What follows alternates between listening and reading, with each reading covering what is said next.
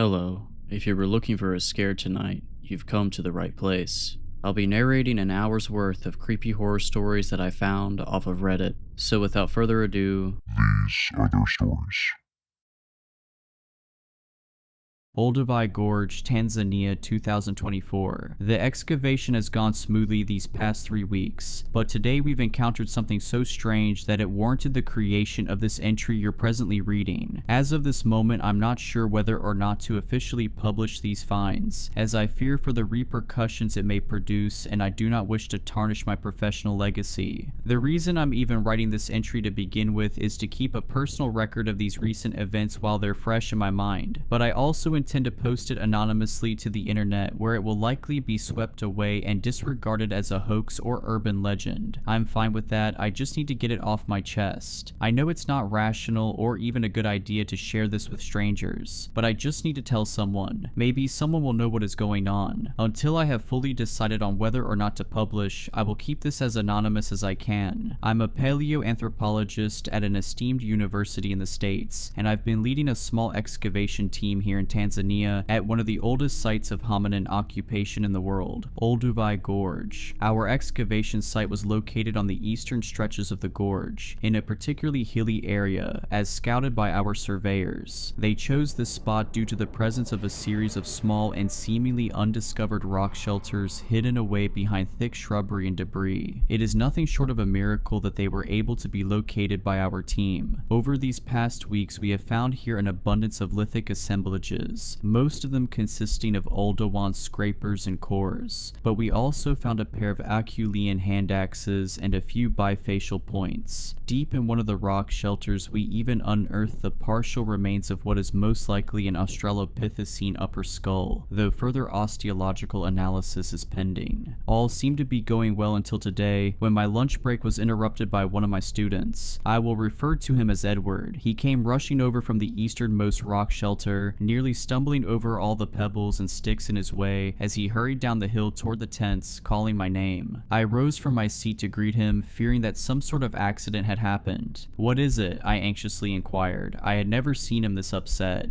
"You gotta come check this out, right now," he replied enigmatically and ushered me to follow him. I went with him up the hill and into the mouth of the rock shelter. Immediately I noticed what all the fuss was about. Deep in the innermost end of the rock shelter, past all the excavation tools and equipment, where there had previously been a solid rock wall, there was now a small opening. I saw the small hole next to this big rock, and I just kept digging and digging, and I moved some more rocks, and "Oh, okay, you should have notified me sooner," I said, cutting him off as I ventured deeper into the shelter toward the gaping hole. I feared that, in his eagerness, he may have disturbed an important context. But the thing is, I looked inside it, with my light and whatnot, and I saw these, things. You better take a look. I crouched down beside the hole and searched my pockets for my flashlight. The opening seemed big enough for someone to crawl into, and as I turned on the light, the shining beam illuminated a massive cavern on the other side, probably big enough to stand in. "Remarkable," I uttered. "Shine your light at the far end walls. Do you see them?" Edward probed. I did as he had asked me, and as my light moved across the dusty volcanic rock walls of the chamber, I laid my eyes on something that made my heart skip a beat. First believing it to be merely a trick of the light, I stuck my head deeper into the opening to get a better view. "You see them, don't you?" Edward's voice echoed behind me. Lost for words, I began crawling through the opening, eagerly disregarding any health and safety precautions one would be wise to employ when venturing into such undiscovered cave environments. I heard Edward calling out to me as I did so, begging me to be careful. I scraped up my arms and legs in the process, and as I emerged on the other side, I was completely covered in dust, which I promptly brushed off my rugged clothes as I stood up. On the far end wall were a series of rough carvings onto the rock. Carvings in the Latin alphabet, carvings in English. The whole wall was full of them, as if it was a page in a book. Behind me, I heard Edward grunting and shuffling as he made his way through the opening to join me in my astonishment. I scanned the rest of the cavern with my light and saw that the inscriptions continued on the other surfaces and walls of the chamber. Not only that, but I noticed a series of strange artifacts scattered about, seemingly undisturbed for millennia. Among them were several aforementioned Oldowan stone tools and a ring made of mostly pure gold, judging by its pristine condition, as well as some bones randomly strewn around. My immediate thoughts were that the cave must have been used in modern times, perhaps recently. I hadn't yet actually read the content of what was scribbled on the walls, but even still, something about that explanation immediately felt off. The strata next to where the opening had been was undisturbed and had naturally accumulated for millions of years. I should know because I monitored it closely yesterday when we started digging in that part of the rock shelter. I realize some of you reading this might not be familiar with stratigraphy and thus not fully understand why this would be an issue when regarding the date of the inscriptions, but those well acquainted with the law of superposition should know exactly why this shouldn't be possible. If you don't, I urge you to Google it. But to make a long story short, however, the law of superposition states that geological layers accumulate over time, and that under normal circumstances, the layers that are the oldest are those found further down. Now, assuming the entrance we came in is the only entrance into the cave, and taking into consideration the opening was buried under a dozen stratigraphical layers, it means that it was last sealed around 1 million years ago at the earliest. Everything about this was strikingly anachronistic, but I saw no other explanation. There seemed to be no other way to enter the cave, and there was no sign of a previous collapse. "What is this, Edward?" I asked him, who was now full of dirt and standing beside me. "Are you pulling my leg here? Is this some kind of elaborate joke?"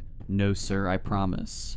"It shouldn't be possible then," I said, pacing back and forth. "Yet evidently it is." He somewhat snarkily replied. I ignored him. My pacing took me around a slight bend in the cave, and I noticed a heap of what looked like different chunks of various metals. Some seemed to be nearly reduced to dust as a result of deterioration over time, while others looked pretty much to be in pristine condition, although not as shiny as they once probably were. There were also snake-like lines in the sandy floor of the cave with traces of heavily oxidized copper encompassed within them. Had these once been wires? If they were ever covered in plastic, as most wires today are, it must have broken down millennia ago, leaving no trace. Quite remarkable. "Doc, you should see what's written on these walls." Edward's voice echoed around the bend. "Just a second," I replied, carefully observing the strange assemblage and analyzing it as best as I could. I had never seen anything like it in my life. Was this a machine? "Whoa, like you really need to come right now," Edward again urged me. I emerged from behind the bend to see what all the fuss was about, and when I did, I noticed the dusty visage of Edward looking pale as a ghost. "What's the matter?" I asked, looking at where the beam of his flashlight was illuminating the inscribed wall. "Read what it says," Edward urged me, and so I did. In the following section of this entry, I will recount word for word what was inscribed on those walls. Where there is significant erosion or other obstruction of the text, I have filled in the gaps. From what I interpreted to be the beginning, the upper left corner, it read as follows. "Upon arrival, the machine broke down almost instantaneously. I am the only living Homo sapiens in the world, and there won't be another like me for at least 2 million years. There is an overwhelming hopelessness to it all. There is no hope for me. I have accepted it. These things, these devils, have left me no other choice than to seal myself into this tomb. I can hear them at night digging and scratching." Thus read the first section of the text. Beneath it, the next one read, "My name is Bill Hartnell, and I was born on the 29th of September 2029 in Exeter, England, and this is my full story. I'm stuck in here for the foreseeable future, so I might as well tell my tale in as much detail as I can. I've got nothing better to do to pass my remaining time. Apologies if I don't get to finish it. Writing on this wall is somewhat tedious, however, so I will be concise. Forgive me. I studied quantum mechanics at Exxon and graduated with my PhD in 2058. The machine I built subsequently took me 10 years to complete and was operational by 2068, which is also the year I traveled here. I have now been here for a total of 2 weeks, and fear this may be my last. If you find this message, Patricia, you were both right and wrong. Right in that it would end badly, but wrong in that it wouldn't at least work." The writing ceased as this wall had met with the ground, but it continued on another, larger register to its upper right. My goal was to travel through time and witness every significant human benchmark in chronological order, starting here with the earliest use of tools and ending my tour with the 2029 Mars landing launch. But now it seems the beginning of the human story will be the end of mine. There is something else here, something that doesn't belong. One moment I was in my garage in Exeter, ready to go, and in the next a blinding white glare surrounded me, and as I opened my eyes I found myself on the prehistoric African continent. I immediately felt the scorching heat of the sun burn into my skin, and in that moment I cursed myself for not bringing sun protection. Such an obvious oversight, I thought. My pale British skin would be the death of me. The first thing that stood out to me was how humid it was compared to the present. If my calculations are correct, I should be at the site of Olduvai Gorge, but here there is neither a gorge nor the arid shrubland it is known for. This place is ripe with vegetation and fauna. As I stepped out of the machine, I noticed it had broken, and I dragged it off into a nearby cave for protection until I could get it running again. I spent my first night inside that cave, sheltered from the elements and wildlife, and trying to repair my device. It was a futile effort, as I do not possess the parts necessary for such a repair. Another fatal oversight. My first 4 nights were relatively normal, or as normal as you would expect them to be 2 million years in the past. On my second day, I cautiously ventured outside the shelter, and it didn't take long for me to make contact with the locals. Presumably they are Homo habilis, but it is hard to tell. I am a physicist, not an anthropologist. Seeing them in the flesh is a surreal experience. To think I am the first human to lay eyes on another living human species in 40,000 years is extraordinary. I guess this writing also technically makes for the earliest writing in human history, which is also neat. The other humans first greeted me with a sort of reserved curiosity. They carried in their hands various stone tools and looked bizarre, though to them I probably looked equally strange. If they had the cognitive abilities to form thoughts about religion, I must have resembled a god to them. They let me observe them from a distance and never posed any problems. If anything, they wanted nothing to do with me. I find it ironic how these people live in dwellings constructed between trees and shrubbery out in the open, while it is myself who is living in a cave like some troglodyte. On the 5th night, things got strange. Just as the sun was setting, I was heading back to my cave when I heard my name called out, almost like a faint whisper, coming from the tree line a short distance away. That voice, raspy and out of breath, I had never heard anything like it before. I am positive it was not made by any of the local hominins. I briefly decided to investigate, but when I heard rapid approaching commotion in the bush, I took off. In my terror, I heard the loud snapping of twigs behind me. I ran all the way back to the cave and sealed the medium-sized opening with a makeshift door made out of wood and some rocks. I leaned in and listened intently after any noise, and heard the rustling of some bushes not too far away, accompanied by some kind of raspy vocalization. Nothing else happened that night. The following morning, I saw outside my shelter concentric circles drawn in the sand, but no accompanying footprints. Later that day, I was led into the village of the hominins. There, I traded my phone for some stone tools. I had no use for it anymore. The humans seemed perplexed by it, but were equally enchanted by its reflective surfaces. They allowed me to take some fruits and berries, but would not let me near the game meat, shouting whenever I did so. Despite that, I still can't believe the hospitality they showed me. As the sun was setting, I left the forested shelter of my ancestors and began walking back to the cave. The volume of trees gradually subsided, and I found myself in an open and lush savanna-like environment, but with thick shrubs on either side of the path. Then suddenly, something struck the ground in front of me, nearly hitting me. It was my phone. Confused, I thought the humans had grown tired of it and followed me back in anger. But then something intriguing happened. Another phone struck the ground right next to the first one, clearly of the same make and clearly identical to the one I had traded hours earlier. But that was impossible, as I had only brought one. Then another flew out from a nearby bush, hitting me in the arm. I looked around, scanning the bushes, but I saw nothing. I slowly backed up, and when I did so, the bushes rustled for a moment and then stopped. I took another step backward, and the rustling repeated and once again stopped. It was mimicking me. When I finally made that realization, I once more ran back to the cave at full sprint, quickly sealing the entrance behind me. As I turned on my headlamp, which I still had batteries for, I noticed something drawn on the sandy floor of the cave. It was another concentric circle, identical to the one outside this morning. I was too horrified to sleep, but eventually my tiredness gave in, and I drifted off.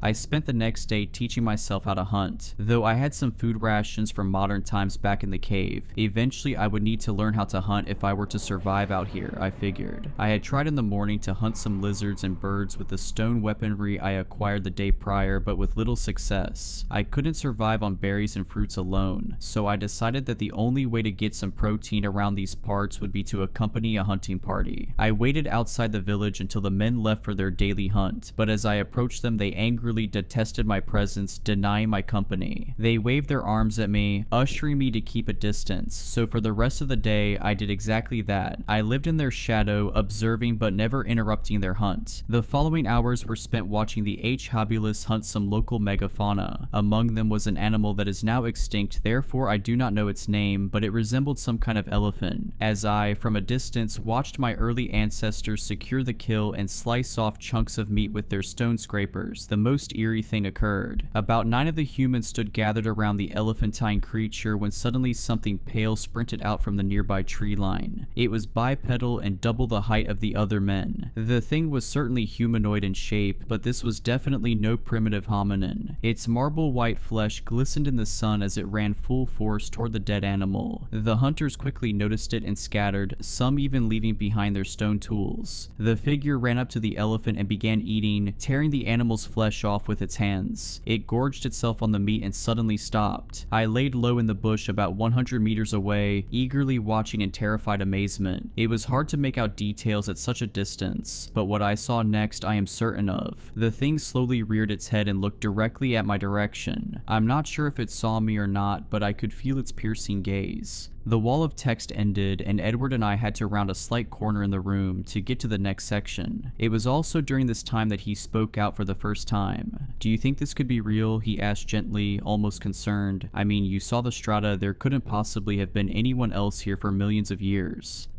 "I don't know, Eddie. Let's just keep reading and find out," I answered nonchalantly back, pretending like this didn't deeply unsettle me too. Truth is, I was beginning to get highly unnerved. My initial scientific awe had now shifted into an uncertain angst. The inscriptions continued. "I haven't seen sunlight since the 10th day. That's when I saw them clearly. I had spent that day harvesting fruits and berries alongside the local hominin population. They let me follow them back into their village where we quite literally enjoyed the fruits of our labor. Again, this level of hospitality was wholly unexpected for such a primordial species of human. All was going well, but as it was beginning to get dark, I was frantically ushered out of their encampments. I thought this weird, but decided to shrug it off as a cultural thing if they even had such a concept. Heading back to my cave, the sun was setting on the horizon, and just as I was nearing the mouth of the cave, a looming shadow stretched across the ground in front of me, blocking out the last rays of light from the evening sun. Someone or something was standing high above the rocky outcrop the cave was situated beneath, casting an oppressive shadow. I looked up and saw the dark silhouette of a person. With the bright backdrop of the sunset, it was hard to make out any features, but I could tell that whatever was standing there was not one of the local hominins. When it understood that I had seen it, it began climbing down, scurrying on all fours across the rocky surfaces. Frightened, I hurried inside the cave and quickly grabbed the makeshift door and pushed it into the opening to block it. The door was more like a plug, fashioned out of a large boulder and some wooden sticks and thatch. But before I had sealed the entrance completely, I looked out of the opening one last time, and that's when I laid my eyes clearly on them. There were 4 of them, walking slowly towards the opening from about 10 meters away, now fully upright. The sheer terror I felt at that moment is indescribable. They were all ghastly pale, their flesh smooth and spotless. They stood at probably 2 meters tall, and they had neither any body hair nor any reproductive organs or nipples. The word that comes to mind when describing them is embryonic. They were featureless. Featureless in all aspects except the most harrowing. They, all of them, had my face. They looked like me, hairless, sure, but still nearly identical. The foremost of them opened its mouth and stretched out its hand and said in perfect English, "You don't belong here." That was the last I saw of them before sealing the cave completely. I quickly reinforced the door plug with any rocks and boulders I could find in the cave, and so far it has been effective. I have now been here for God knows how long. I still have enough supplies to last me several days, and enough batteries to continually power my headlamp for at least another day or two, but I hear them, they are outside. They haven't left me ever since that frightful evening. Sometimes they take breaks, but never long enough for me to deem it safe to leave this place. For all I know, it might be a trick to lure me out. It's only a matter of time before they break in. Their cries echo throughout the cavernous walls. This writing will be my only lasting legacy, therefore I hope I have provided sufficient detail to be of some use in some way or another. This is my punishment. These devils, I know what they are. They are my lack of hubris manifest. I foolishly thought the laws of time and space were mine to conquer. However, fate would not allow it, perhaps rightfully so. Oh, how terribly, terribly sorry I am. Patricia, I'm truly sorry. I should have listened.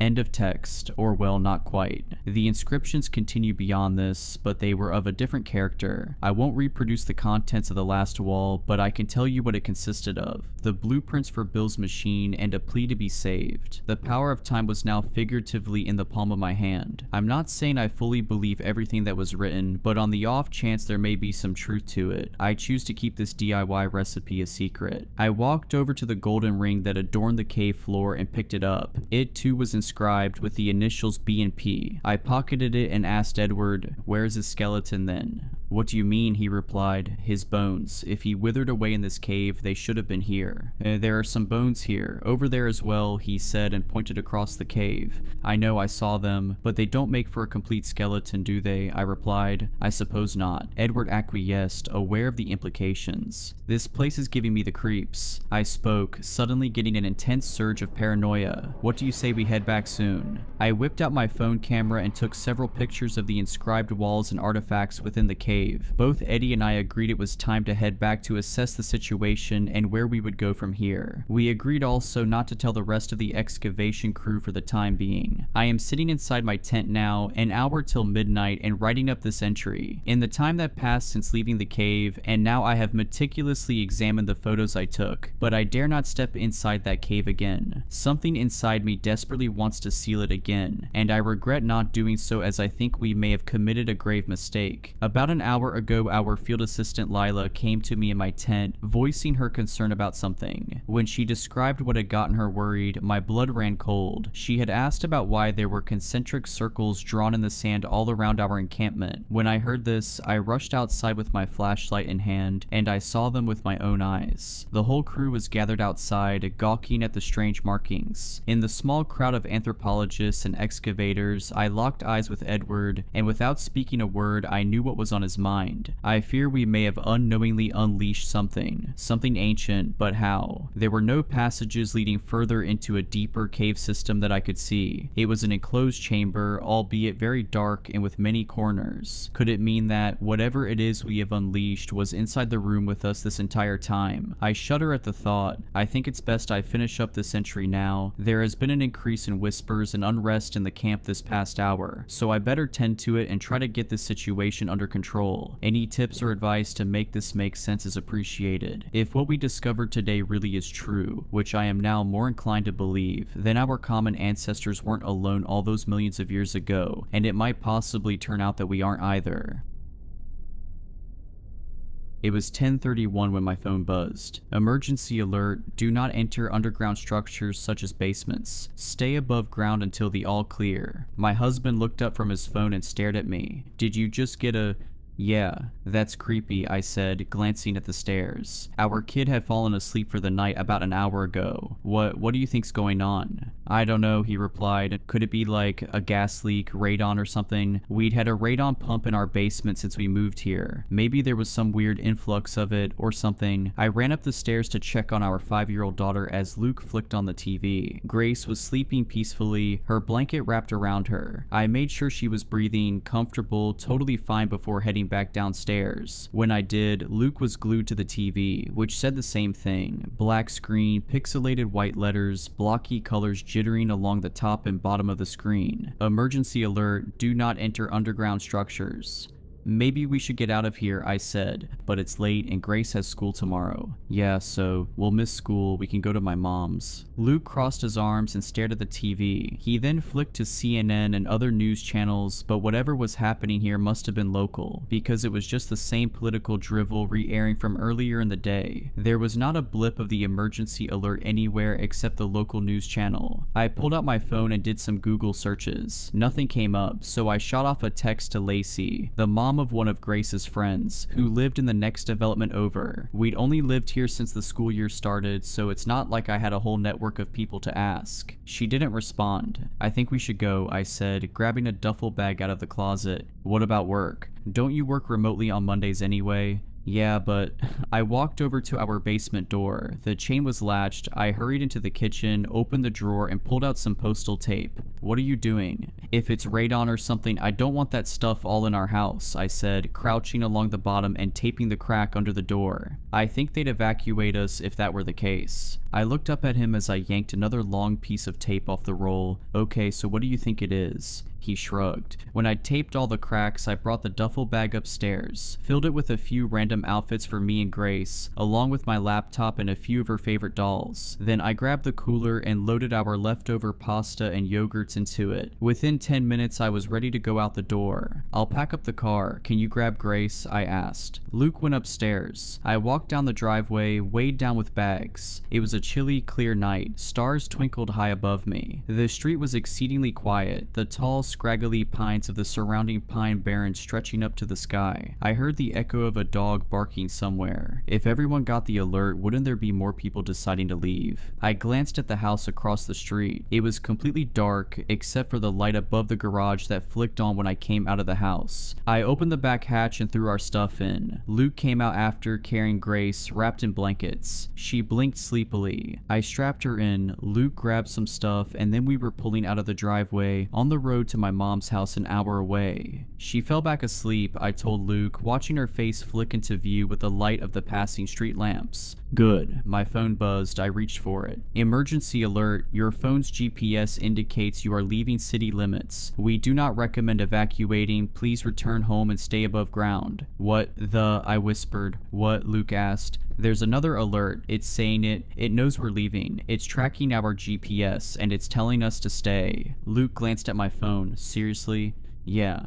That data's supposed to be private, he said, isn't it? I would think so, unless, I don't know, maybe there are some emergency protocols that allow the FBI to access it or something. We fell into uncomfortable silence. Luke clicked on the turn signal, switched lanes. You don't want me to turn around, right? He asked quietly. I glanced down at my phone. Number I don't. The highway was empty, not a single car in sight. That made me uneasy. Surely other people would be evacuating unless they were all actually obeying the second message. But who even trusts the government these days? I did another Google search. No results popped up. I refreshed over and over again. Wouldn't something be on the internet by now? We were 5 miles out of town now. I should be relieved. But I wasn't. I leaned against the window, the cold glass pressed against my forehead. The pine trees flashed by, skinny and tilted, then gave way to a charred, barren patch of forest. Both sides of the highway were burnt to the ground. I'd read somewhere that some pine cones only opened in extreme temperatures, like from a wildfire. Fires and regrowth were part of the cycle here, part of the ecosystem, in flux between death and rebirth like a phoenix. My phone buzzed. My heart dropped, but it wasn't an alert. It was a text from Lacey. Only 2 words. What alert? My fingers raced across the screen. Didn't you get an emergency alert saying to stay above ground? Number. Lacey didn't get an alert, I said. Luke paused. What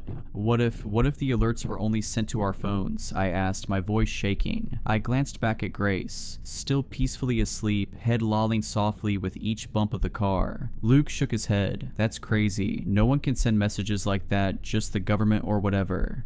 What if it's a trap? My voice shook harder. What if the only safe place was our basement? That's just your OCD talking, he said softly, empathetically. We're doing the right thing. There's something weird in town, like a gas leak, and we got out. That's obviously the safest thing to do. I stared out at the charred pines. There were a few that hadn't burned up, standing tall and stilted in the darkness. I stared out at them, wondering why they were spared. One of them moved. What the car screeched to a stop. My body lurched forward, the seatbelt locked, keeping my head from hitting the dash. Sorry, that deer just darted. His voice died in his throat. We both stared at the lower legs of something illuminated in the headlights, thin and spindly, but definitely not a deer's. They ended in twisted toes, not hooves, and extended several feet up into the darkness. Silhouetted against the starry sky, beyond the reach of our headlights, I could see something. Something tall and spindly, skeletal, crisscrossing lines of bones or sticks or something else entirely. As I stared at it, as it stared at me, a wave of dizziness washed through me. The world seemed to tilt on its axis, weight pressed down on my head, and immense pressure bearing down on me. Thwack. Something hit the side of the car with incredible force. The entire car rocked on its wheels. I screamed, thwack. A mess of lines, bones, sticks outside my window, empty air between them, the stars and the pines rippling strangely behind it. Luke stomped down on the accelerator. The car shot forward, we swerved around the thing, then past the burnt section of forest and continued down the dark, twisting highway. My phone buzzed. Emergency alert. All all clear, please return home immediately. We got to my mom's house around midnight, a squat brick ranch on a residential road. I glanced warily at the pines behind her house, stretching up to the sky before picking up Grace and carrying her inside. Mom was sitting at the kitchen table waiting for us, her fingers wrapped against the mug in her hand. The entire house smelled like that familiar mix of coffee and dust. I started for the guest bedroom and then got a better idea. The ranch had a lower level that was half underground. It had been finished into an office, but there was a couch down there. I could have Grace sleep on the couch and we could sleep on the floor. Where are you going? Mom was standing behind me, eyebrow raised as I undid the chain lock to the basement floor. I think we're going to sleep down there. No, you're not. It's all dusty down there. I haven't cleaned for ages. There could even be mice and... We're sleeping down here. Those alerts were probably just a prank, she continued, or a glitch or something. Besides, you're like an hour away now. I'd only told my mom about the alerts. I didn't tell her about the thing in the woods. My mom was not a supernatural person. She'd definitely chalk it up to a trick of the light or something. Casper himself could be floating in front of her face and she'd call it a trick of the light. You're being ridiculous, she continued. You know, this reminds me of that time you taped up the door to the attic, remember? When the exterminator had found a bat up there. You were worried there were more, with rabies, and they could flatten themselves in through the cracks between the door and the ceiling and bite you while you were sleeping. You don't feel the bites when you're sleeping, I growled back. A lot of people have gotten rabies from bats in their houses, and they can squeeze through really tiny places. My point is, she interrupted, it's unsanitary down there. Grace was getting incredibly heavy in my arms. I glanced at Luke, who was just standing in the doorway wide-eyed like he'd walked in on a gunfight. Then I pulled the chain lock and yanked the door open. Kate, Mom said warningly. Halfway down the stairs, my phone buzzed in my pocket.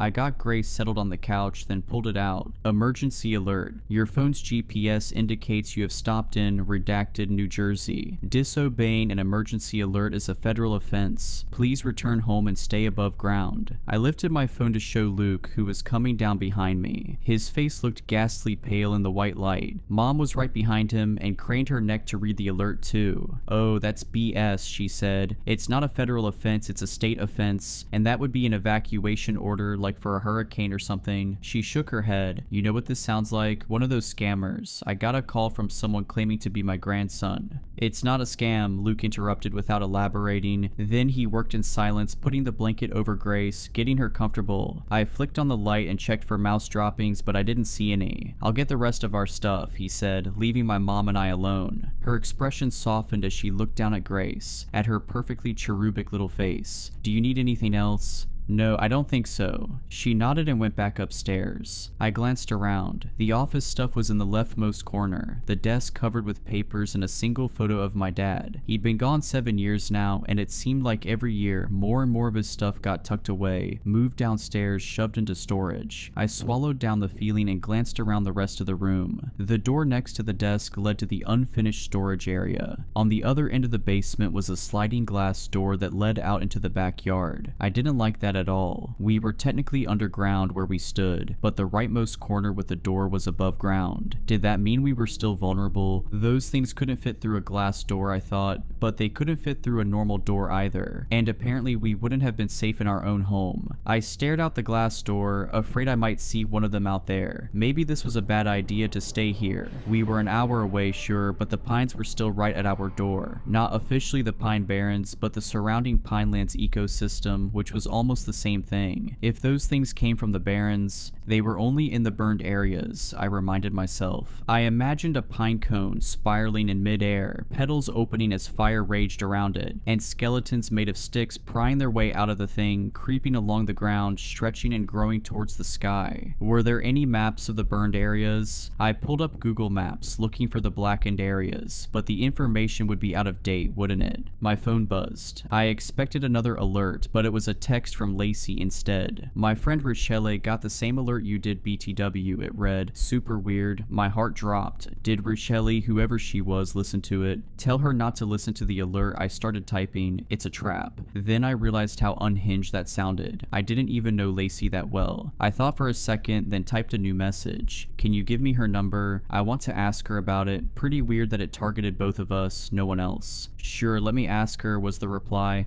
As I waited, Luke came back down the stairs, carrying our stuff, computer cords and stuffies nearly falling out of his arms. Someone else got the alert, I whispered, one of Lacey's friends. Really? Yeah, I asked for her number.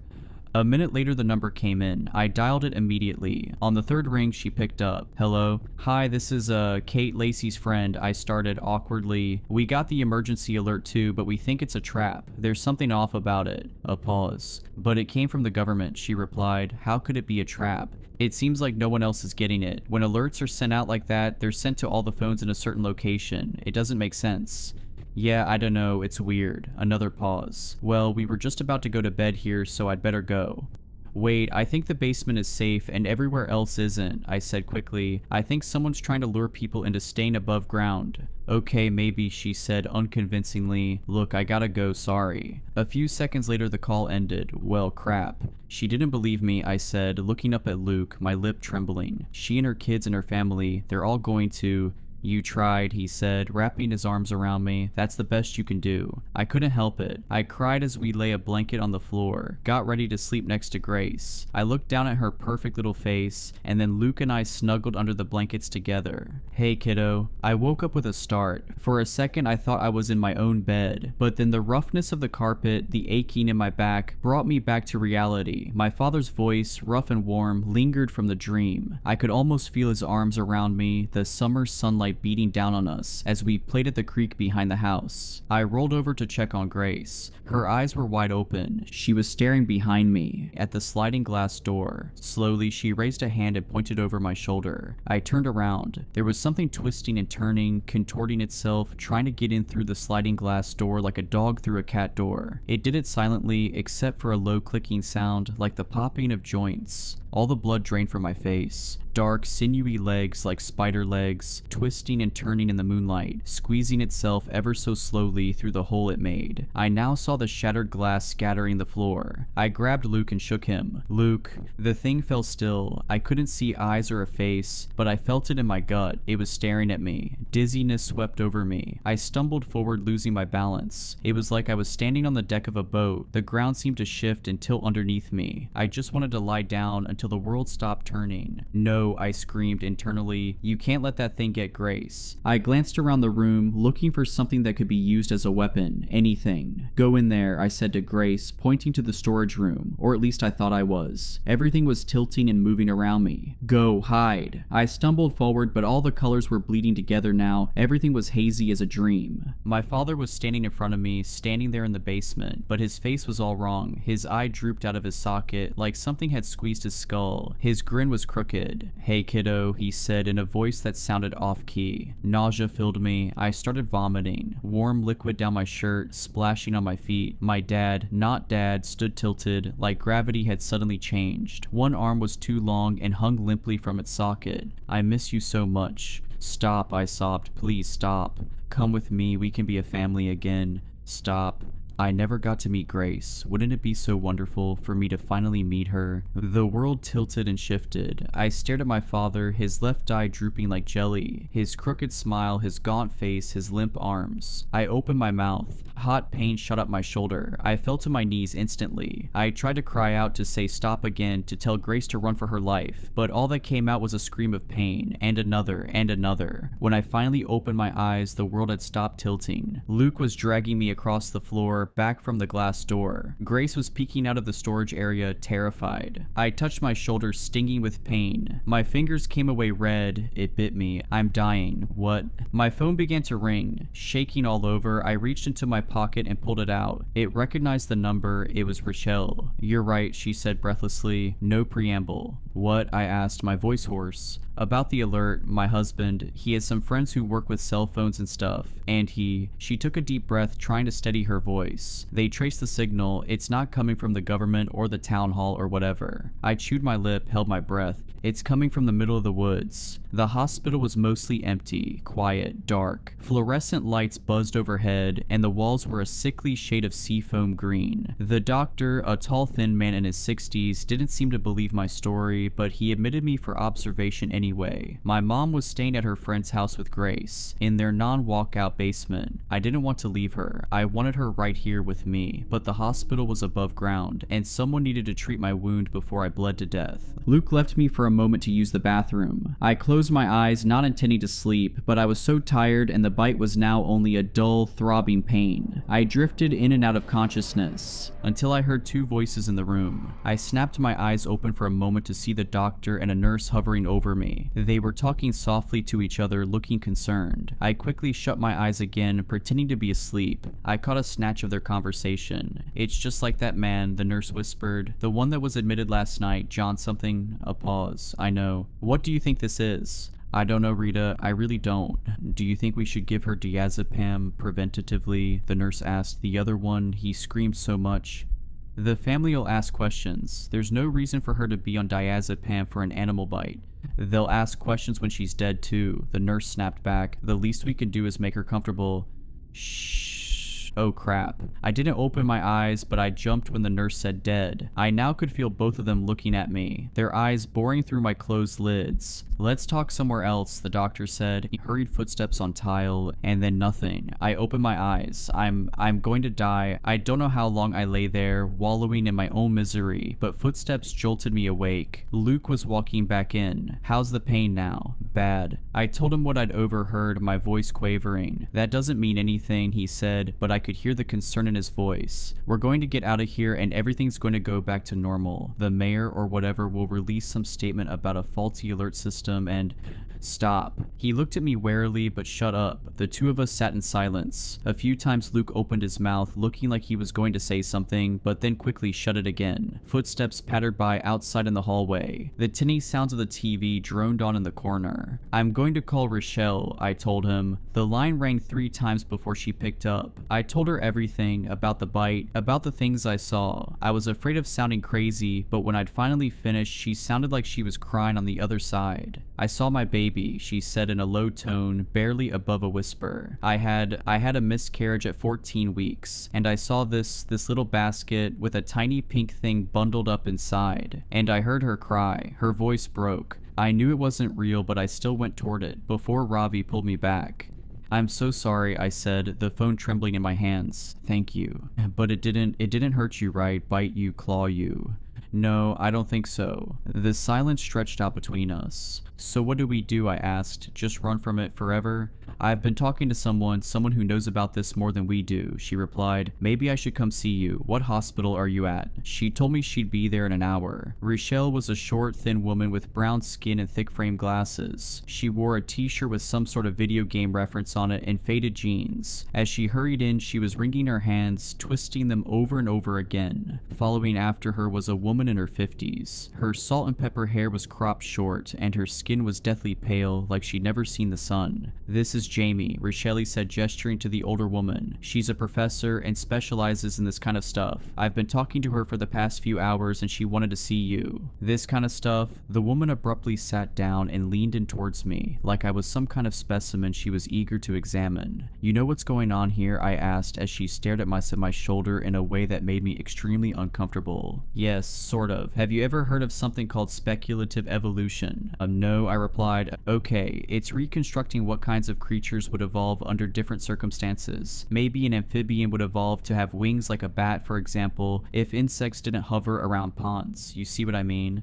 I guess. No. "We also try to construct what animals might look like millions of years from now, or humans. What kind of things will evolve under the pressure of modern humanity, modern technology? There's already some of it happening. The bed bugs in New York City are hundreds of times more resistant to pesticides than the ones in Florida are. Deer are more skittish than they were 10 years ago because cars kept hitting them." Okay, I had no idea where she was going with this. "You haven't seen that image of what humans would look like if they were evolved to survive car crashes? The man has like no neck and lots of fat to cushion the impact." "No." "Okay," she shook her head. "The point is, some people in this field believe that at some point, creatures would evolve abilities that mimic technology, like birds that look like drones, or bats that can sense electromagnetic fields. Who's to say this thing that you and Rochelle have described hasn't evolved the ability to send out radio signals, hack our entire mobile system?" "That's ridiculous," Luke interjected. "So what, this creature's like texting in English?"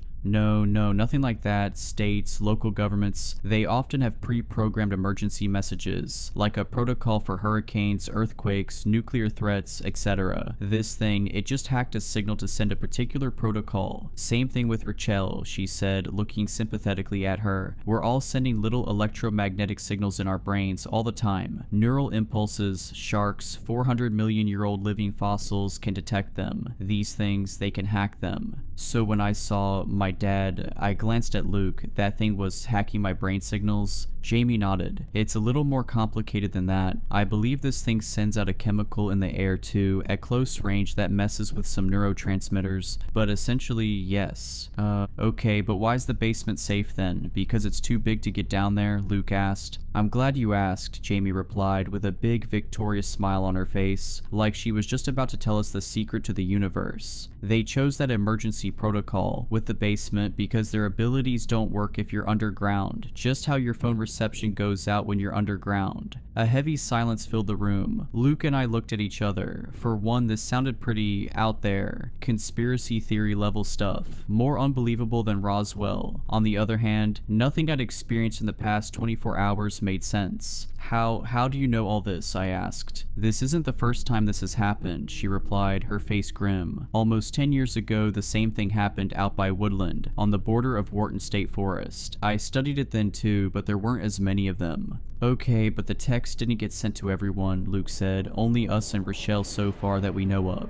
Right, so these things, I call them stick men by the way, they only target people with overactive imaginations, people who send out really clear, strong brain signals. It's easier for them to find you, and it's easier for them to hack your brain. They're not actually producing the image you see of your deceased loved ones or whatever. They're just knocking it loose from your memory, from something you've imagined. If you've imagined your kid dying 1,000 times because you have anxiety or OCD, that makes it all the easier for them to use it against you and lure you in. And of course, there's more for them to eat. More for them to eat? Yeah, they eat brains. I mentioned that, didn't I?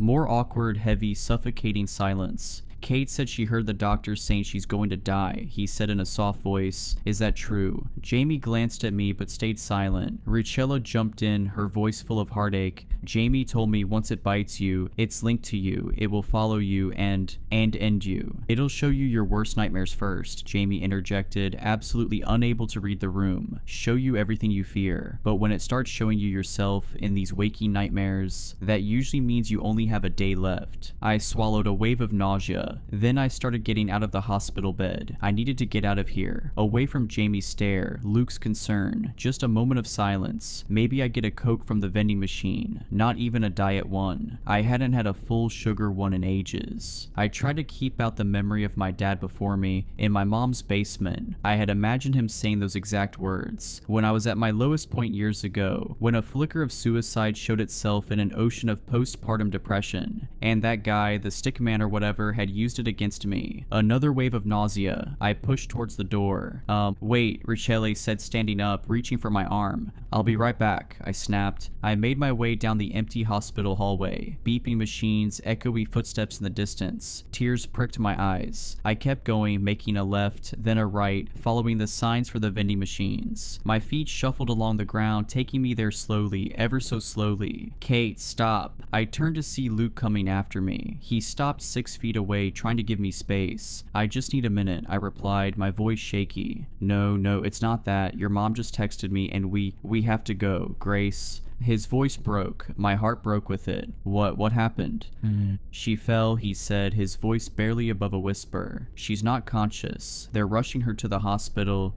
To the hospital. You mean here? They're taking her here? I asked frantically. They're taking her to the hospital, he repeated. Something twinged inside me. That doesn't make sense. That's not an answer. I looked down, number on the floor, something black, slick and wet on the green linoleum floor. A tendril like a long umbilical cord attached to Luke's foot and leading down the hallway. I felt dizzy. The world started to tilt. Kate. I turned around to see Luke behind me, frozen, eyes wide. I looked back. Other Luke was no longer standing there. It was me. I was staring at my own face. I wish I could say it looked different, one eye popping out, skin all blistered and pink, but it wasn't. It looked exactly like me, like looking in a mirror. I looked down. Other me was holding a pillow. She held my gaze for a second, then looked down at the floor. I followed her gaze. Grace was lying at my feet, eyes closed, hands resting neatly under her head, fast asleep. No, no, no. I knew this intrusive thought. I knew how it ended. It's not real. It's not real. I turned and ran back down the hallway, reaching for Luke's hand, rustling behind me. I couldn't look back. I couldn't. Luke pulled me into the room and I followed, breathless. We have to get underground. It's here. Richella and Jamie looked at me. Then they looked at the floor. For a second, I thought I was going to see my worst nightmare, but instead I looked down to see blood dripping off my arm, seeping through my shirt, traveling in wet, soaky rivulets, dripping to the floor. Drip, drip, drip. Jamie shot up and walked over to me. Gently, she pushed back the cloth of my shirt, exposing the wound on my shoulder. Necrotic tissue, she whispered. She shook her head sadly. It's begun. I can't die. I can't. My shoulder pulsed with pain. I continued running down the hall towards the big red exit sign. The hospital hadn't released me. Stop. Luke begged, catching up with me, but I forced myself to run faster, despite the pain. I wasn't going to just sit in the hospital room and wait to die. Obviously, from what the doctors said, that's what happened to the last one. I was going to get underground. Maybe I would have to stay there forever, or until they found a way to kill these things. I would not leave Grace without a mother. I wanted more than anything to go to her, hug her, tell her I loved her, but maybe that thing could follow me even into a basement. I didn't think so, but I couldn't risk it. The best thing I could do was get underground, buy time. Grace was as safe as she could be with my mom underground. I ran towards the exit. The red sign glowed brightly in the darkness of the hallway. One of the lights flickered overhead. My bare feet slapped against the floor. The floor felt sharp. I kept running, but it didn't seem like I was getting any closer to the exit sign. What the? I glanced back. Luke wasn't following me anymore, nor Rochelle or Jamie. The hallway extended behind me, stretching back into the darkness infinitely. I kept running. The exit door was open now, still so far away. A stiff breeze blew in, ruffling through my hair. It smelled of pine and wood and decay. Keep running. The ground was so rough under my feet. The air was so cold. The lights above me flickered wildly. The door didn't get any closer, no matter how fast I sprinted. A few leaves swirled by outside in the darkness. Keep running. The lights above me flickered out, and then I wasn't in the hospital anymore. I was in the middle of the woods. Pine trees stretched up into the darkness. The sand littered with sharp sticks and rocks bit into the bare soles of my feet. Silence rang in my ears except for a light fluttering sound somewhere in the darkness. No, it tricked me. I wheeled around. I didn't see any lights, any break in the trees. How deep in the barrens am I? How long have I been running? The darkness closed in, suffocating me. I felt my pockets, no phone, no way to call for help, no way to know where I am. I sucked in a breath, ready to scream into the darkness, but that would draw the stickmen to me, wouldn't it? Or did it not matter? Did they already know where I was? I looked up at the stars, at the slices of sky poking through the pines. I tried to identify them. Is that Cassiopeia? But I didn't know anything about how to tell directions from the stars. Besides, the pines blocked out most of the sky anyway. No, wait, that's not the way to do this. I ran in here. My legs didn't feel that sore, even though it must have distorted time. I'd only felt like I was running for a minute. If I'd run 10 miles into the barrens, I'd know. I just needed to figure out what direction I'd come from. I wheeled around, trying to look for footprints, flattened vegetation, any sign of where I'd come from. But it was pitch dark out, and I didn't have any source of light. There was moonlight, enough to see so that I didn't smack into a tree, but not enough to look for footprints in the sand. I stared at the trees, but the branches were up too high and too thin to support my weight. I couldn't climb them to get a better vantage point. I ransacked my pockets again, nothing. So I started off in a random direction, sticks stabbed at my feet, pebbles rolled underneath my toes. I kept walking forward, trying to keep a straight line. The Pine Barrens is 1,000,000 acres, but an acre wasn't that many square miles. I remembered that from somewhere. I tried to focus on doing the math. If I was in the center and walked in a random direction, how long would it take me to get to the edge? 5 hours? 10? More than that? And of course I'd heard the stories. Even without the stickmen, the Pine Barrens were deadly enough. Carnivorous plants, rattlesnakes, and a way of turning people around. It was easy to get lost in the infinite pines. I thought of Grace, Luke telling her I was gone, her her crying melting down. She needed me. Maybe years ago at that low point in my life right after Grace was born, I wouldn't have been quite so panicked at the thought of dying. But I was panicking now. I picked up the pace. Sticks stabbed at my feet harder. I tried to keep a straight line, but it was so hard in the dark, and for all I knew, I was just walking deeper and deeper into the barrens. Then I saw it.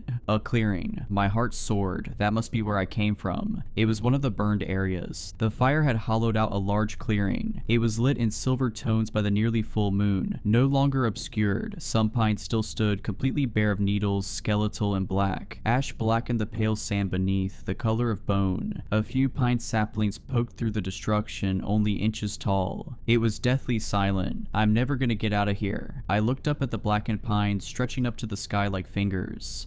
Snap. I whirled around. Someone was standing at the edge of the trees, painted in all tones of gray from the moonlight, barely visible among the trees. I took off into a run, but in my panic I tripped. It felt like it was in slow motion. The sandy, ashy ground rose up to meet me. Pain shot up my arms. My shoulders screamed in pain. Sticks scraped my cheek. Snap, snap, snap. I scrambled up to see myself standing there, arms hanging limply at my sides, hair grazing my shoulders. "Let me go," I screamed. My voice echoed and died into the forest. She stepped closer. I could hear too a wet smacking sound. There was another slimy black appendage attached to her feet, controlling her like she was a puppet. She canted her head at me and her lips split into an unnatural grin. I turned and tried to run again. An intense wave of dizziness hit me. The ground tilted, heaviness pressed down on my head. My stomach lurched and I was vomiting, stumbling, tripping in my own puddle of vomit. "Stop," I croaked. I was lying on my back, warm, wet vomit soaking through the back of my shirt. Twisted black appendages were filling up the corners of my vision, melting in with the twisted black pines stretching up to the sky. The stars above me looked like shooting stars, moving across the sky with how dizzy I was. The sky was replaced with my own face. Her hair hung onto my face, sticking to the sweat and the vomit. Her lips curled into a smile, and then her mouth began to open, wider, wider, wider, rows of sharp teeth like a lamprey's descending into the darkness of her throat. I tried to push it off, but my hands met slime. I was pinned by the creature, one of the stick men. It was only her disembodied head hovering over me, attached to a tangled black mess of creature. "They eat brains," Jamie's voice echoed in my head as the teeth loomed closer. So close I couldn't see any of the barrens anymore. Grace. What's she going to do without me? She'll never recover. Her entire life will be ruined. I can't. I'm so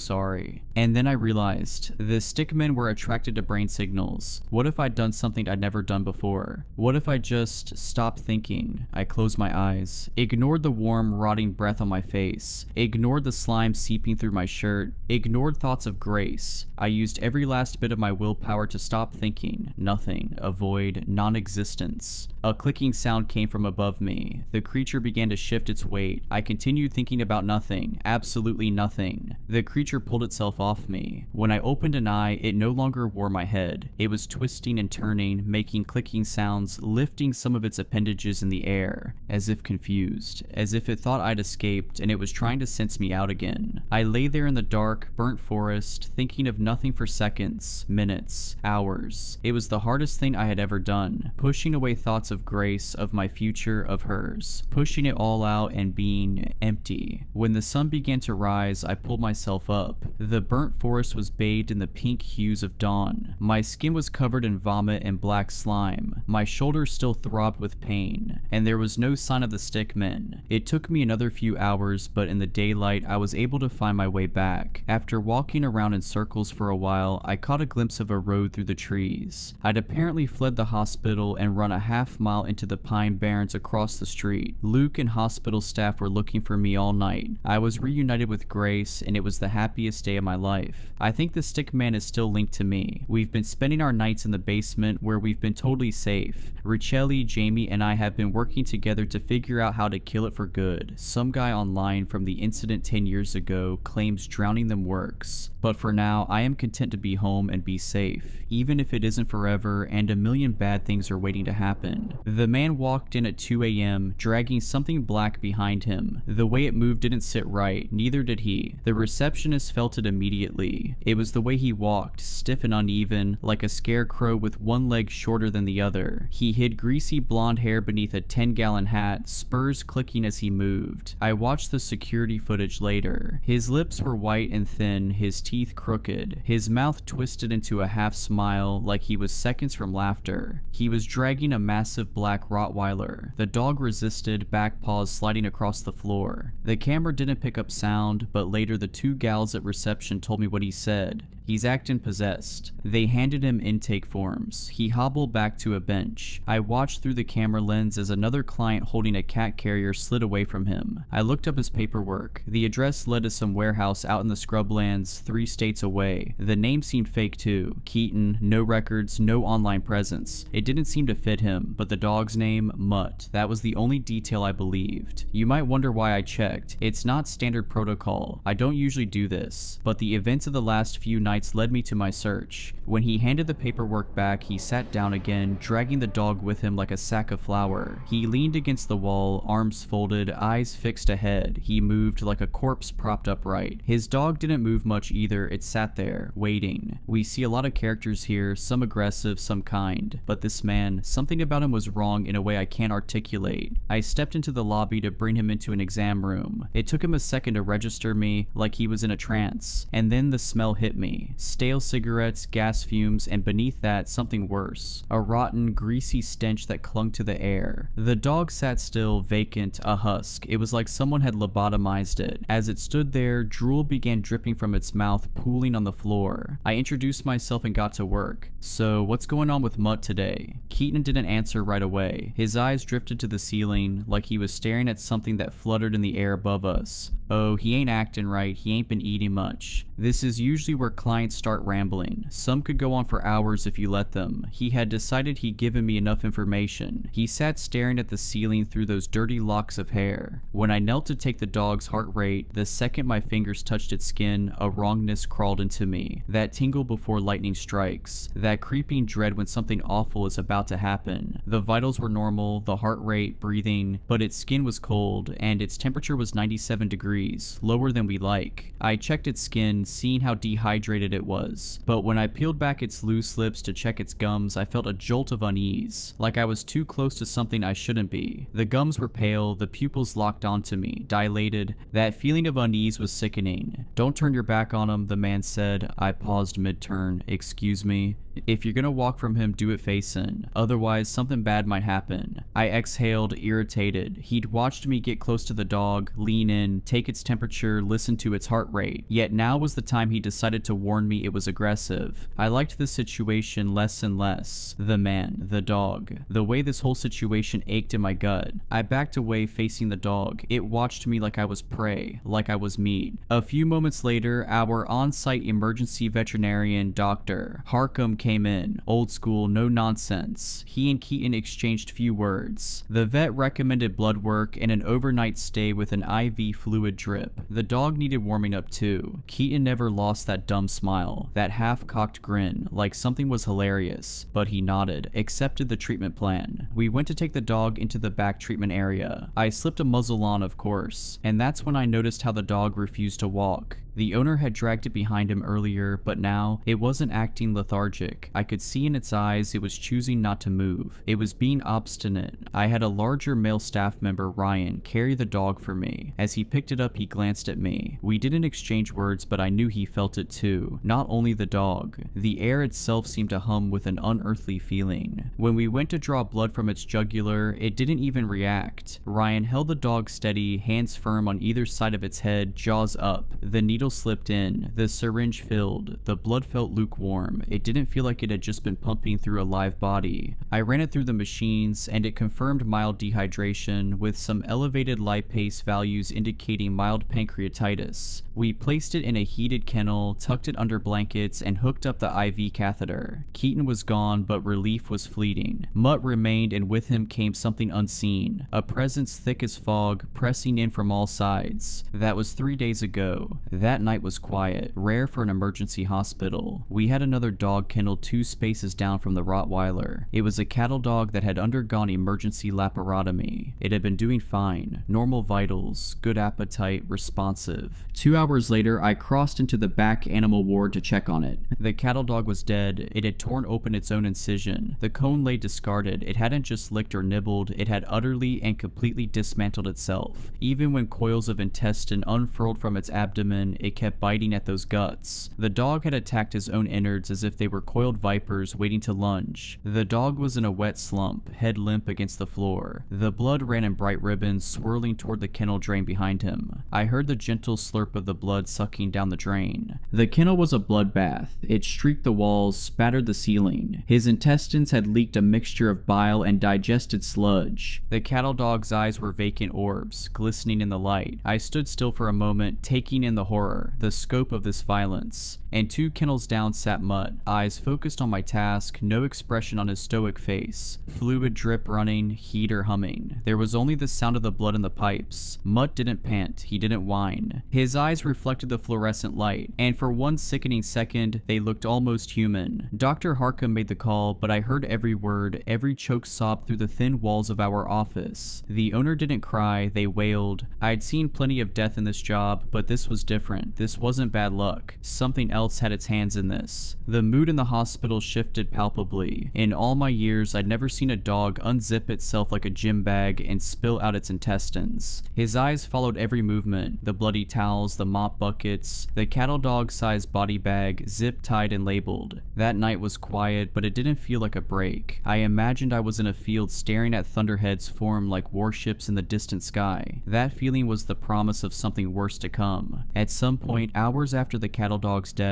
I heard the steady beeping of a monitor from the kennel ward. It was the 4th pump hooked up to Mutt. I didn't want to go over there, but I did. I brought Ryan. We slipped the muzzle over Mutt's head. He didn't resist, didn't flinch. He let it happen. His eyes followed the movement of our hands as we buckled it behind his head. Only his eyes moved. 2 dark orbs. He was digesting the scene around him. It felt like he was learning and listening. The dog had kinked the IV line beneath its paw. We moved it aside, smoothed it out. That should have been it. A simple fix. But as we turned to leave, the light above his kennel flickered. At first, we saw a slight flicker. It was barely noticeable, then it sputtered, dimmed, and cut out completely. The kennel dropped into shadow. Ryan and I froze. The only light now was a faint glow from the hallway behind us. We exchanged a glance. Neither of us spoke. Neither of us wanted to acknowledge what we were feeling. The air in the room changed, heavy, buzzing, like the static before a storm. Then the 2 tube lights above Mutt's kennel flared so bright it hurt to look at them. A pop, then a sizzle, and they died. Everything was silent. Ryan's back was to Mutt. Mutt lunged. It was a surge of violence, even with the muzzle strapped tight. A blur of black as Mutt's body lunged forward. The muzzled face rammed against Ryan's side, smashing into him again and again. Ryan screamed. The dog was silent except for the mechanical snapping of his jaws, working beneath the muzzle. Spittle flying. Ryan twisted, trying to stand, but the sudden attack had taken him off guard. I reacted without thinking, threw open the kennel door. Mutt rammed into Ryan again, harder this time. The sheer force knocked him off balance. Ryan writhed around to grab at Mutt. The moment he faced Mutt, the dog stilled. It stood there motionless, bathed in the new darkness. Something was wrong with this dog, not neurologically. It was something so much deeper. I sensed the calculating intelligence of a predator, but it felt much more malignant than that, like a cancerous tumor spreading quietly beneath the surface of your skin. Ryan and I trembled, shaken to the core. Later, he revealed a bruise under his ribs, a deep bloom of violet spreading like a rose beneath his skin. Neither of us spoke about it. The rest of the night passed without incident. I focused on my other cases for the night. I worked with a Chihuahua hacking through pneumonia, a Persian cat with seizures, and a tabby cat with proprioceptive issues in its forelimbs. I went through the motions, but my mind was elsewhere. Ryan seemed dazed, like something fresh had broken inside of him. It wasn't the shock, or the trauma, or the fear. It was more profound than that. I left for the night still unsettled. Ryan didn't even wave goodbye when I passed by. I chain-smoked cigarettes in my car before driving home, flicked the butts out the window and watched them sail onto the asphalt. My hands were shaking the entire ride, and when I finally collapsed into bed, I pulled my pistol out of my purse and slipped it under my pillow. And as the sun crept over the horizon, my dreams were wrong. I dreamed of a black face snarling in the dark, leaning in, sniffing. glowing, eyes like hollow pits, endless swirling galaxies within. I felt the faraway sting of teeth sinking into my flesh. Not a bite, not an attack, but a slow, deliberate pressure, easing into my skin. When I woke, my sheets were damp with sweat. When I came in for my shift that night, I felt a deep sense of disappointment the second I walked past Mutt's kennel. He was still there, heater purring, eyes following. The lights above his kennel were still blown out. The ones beside them had started to flicker. Ryan called out sick, said he'd been throwing up since the night before. I had a feeling there was more to the story, but I didn't have time to dwell on it. I shot him a text wishing him well. He read it, yet he didn't reply. And that sinister, eerie man who called himself Keaton, his phone went straight to dial tone when we tried calling for a case update. He wasn't coming back. He'd paid half his bill up front in crisp old $100 bills. We weren't getting the other half.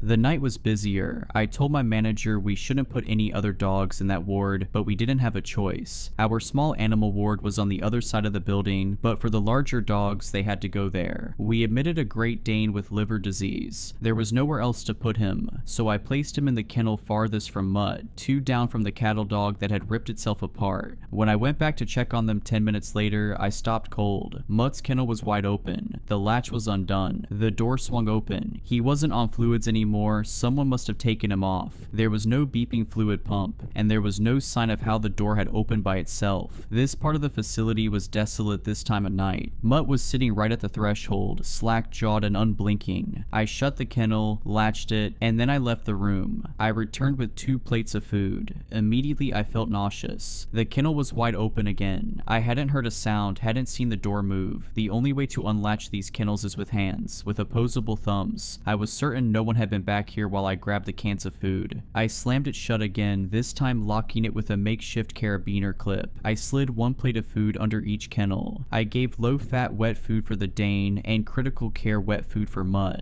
I was walking away when I heard it, a sound that froze me. Not a growl, not a whine. It sounded like someone trying to speak while gargling a mouthful of water, like a deep male voice gargling on words before spitting them out. It was the sound of a dog trying to talk. I turned. Mutt sat there, silent now. Something tingled in the air, a musical conductor guiding along an orchestra, because to my right the Dane had begun to cry. The Dane was the one making these ungodly noises. The Dane's plate of food lay spilled across the kennel floor. His hackles folded back. The Dane backpedaled until its body pressed against the far wall. I watched the Dane's gaze flicker up toward the ceiling. It became immediately apparent to me that the dog was feeling something, a deeply instinctual and inexplicable something. I knew it was feeling that way because I felt it too. When I reached for the kennel door, the crying stopped. The Dane's body trembled, then his whimpering changed. It deepened into a low, eerie sound like a tornado siren, changing in pitch and tone, high to low. Without warning, it stopped altogether. The dog went still, too still, gathering itself back to a normal pose. Then, all at once, the Dane began attacking his own leg. Not chewing, not licking, ripping, breaking. These were deep, pulverizing bites. Bone audibly cracked in the echo of the cavernous hallway. Blood spattered the kennel floor. It wasn't a dog in pain. It wasn't a dog in distress. It was something else. This dog was destroying itself with purpose. I couldn't go in there. If I did, he'd likely redirect this aggression onto me. He would send me to the hospital if I tried to intervene. I turned and ran, shouting for help as I sprinted through the clinic. Dr. Harcum and 2 other techs, Angie and Denise, came rushing out of an exam room, the hallway filling with the sound of my frantic screaming. I grabbed a rabies catch pole and beat them back to the kennels. The Dane was still biting, not a rabid and frothing frenzy, but instead an oddly calm and intentional one. The flesh of its leg hung in shredded tatters, tendon, and the suggestion of bone beneath. Blood spurted like pulsing shots from a water gun in rhythm with its heartbeats. I slipped open the kennel door and looped the catch pole around its neck, tightening it hard. In a wrenching movement, I maneuvered its head enough to stop it from lunging at its own body. It snapped at the air, frantic, without even a hint of pain or emotion behind it. Then it latched onto the metal pole, not out of panic, not out of rage, out of a bizarre corruption of instinct. The sound was unbearable, teeth breaking against metal, splintering, shattering. The flesh of its leg was gone, a ragged mess of meat exposed to the air that flapped as it chewed at the metal. I saw part of a fractured canine fall out of its mouth, mouth. The catchpole was bloody, dented, but holding firm, withstanding each powerful bite directed at it. The dog was weakening by the time Dr. Harkham arrived, slumping over in the drenched puddle of its own blood. By the time we managed to inject a sedative, it was too late. The blood loss was too severe. The Dane collapsed to the floor, body twitching, biting at the air. It wound down like a toy with dying batteries, its eyes glazing over before going limp.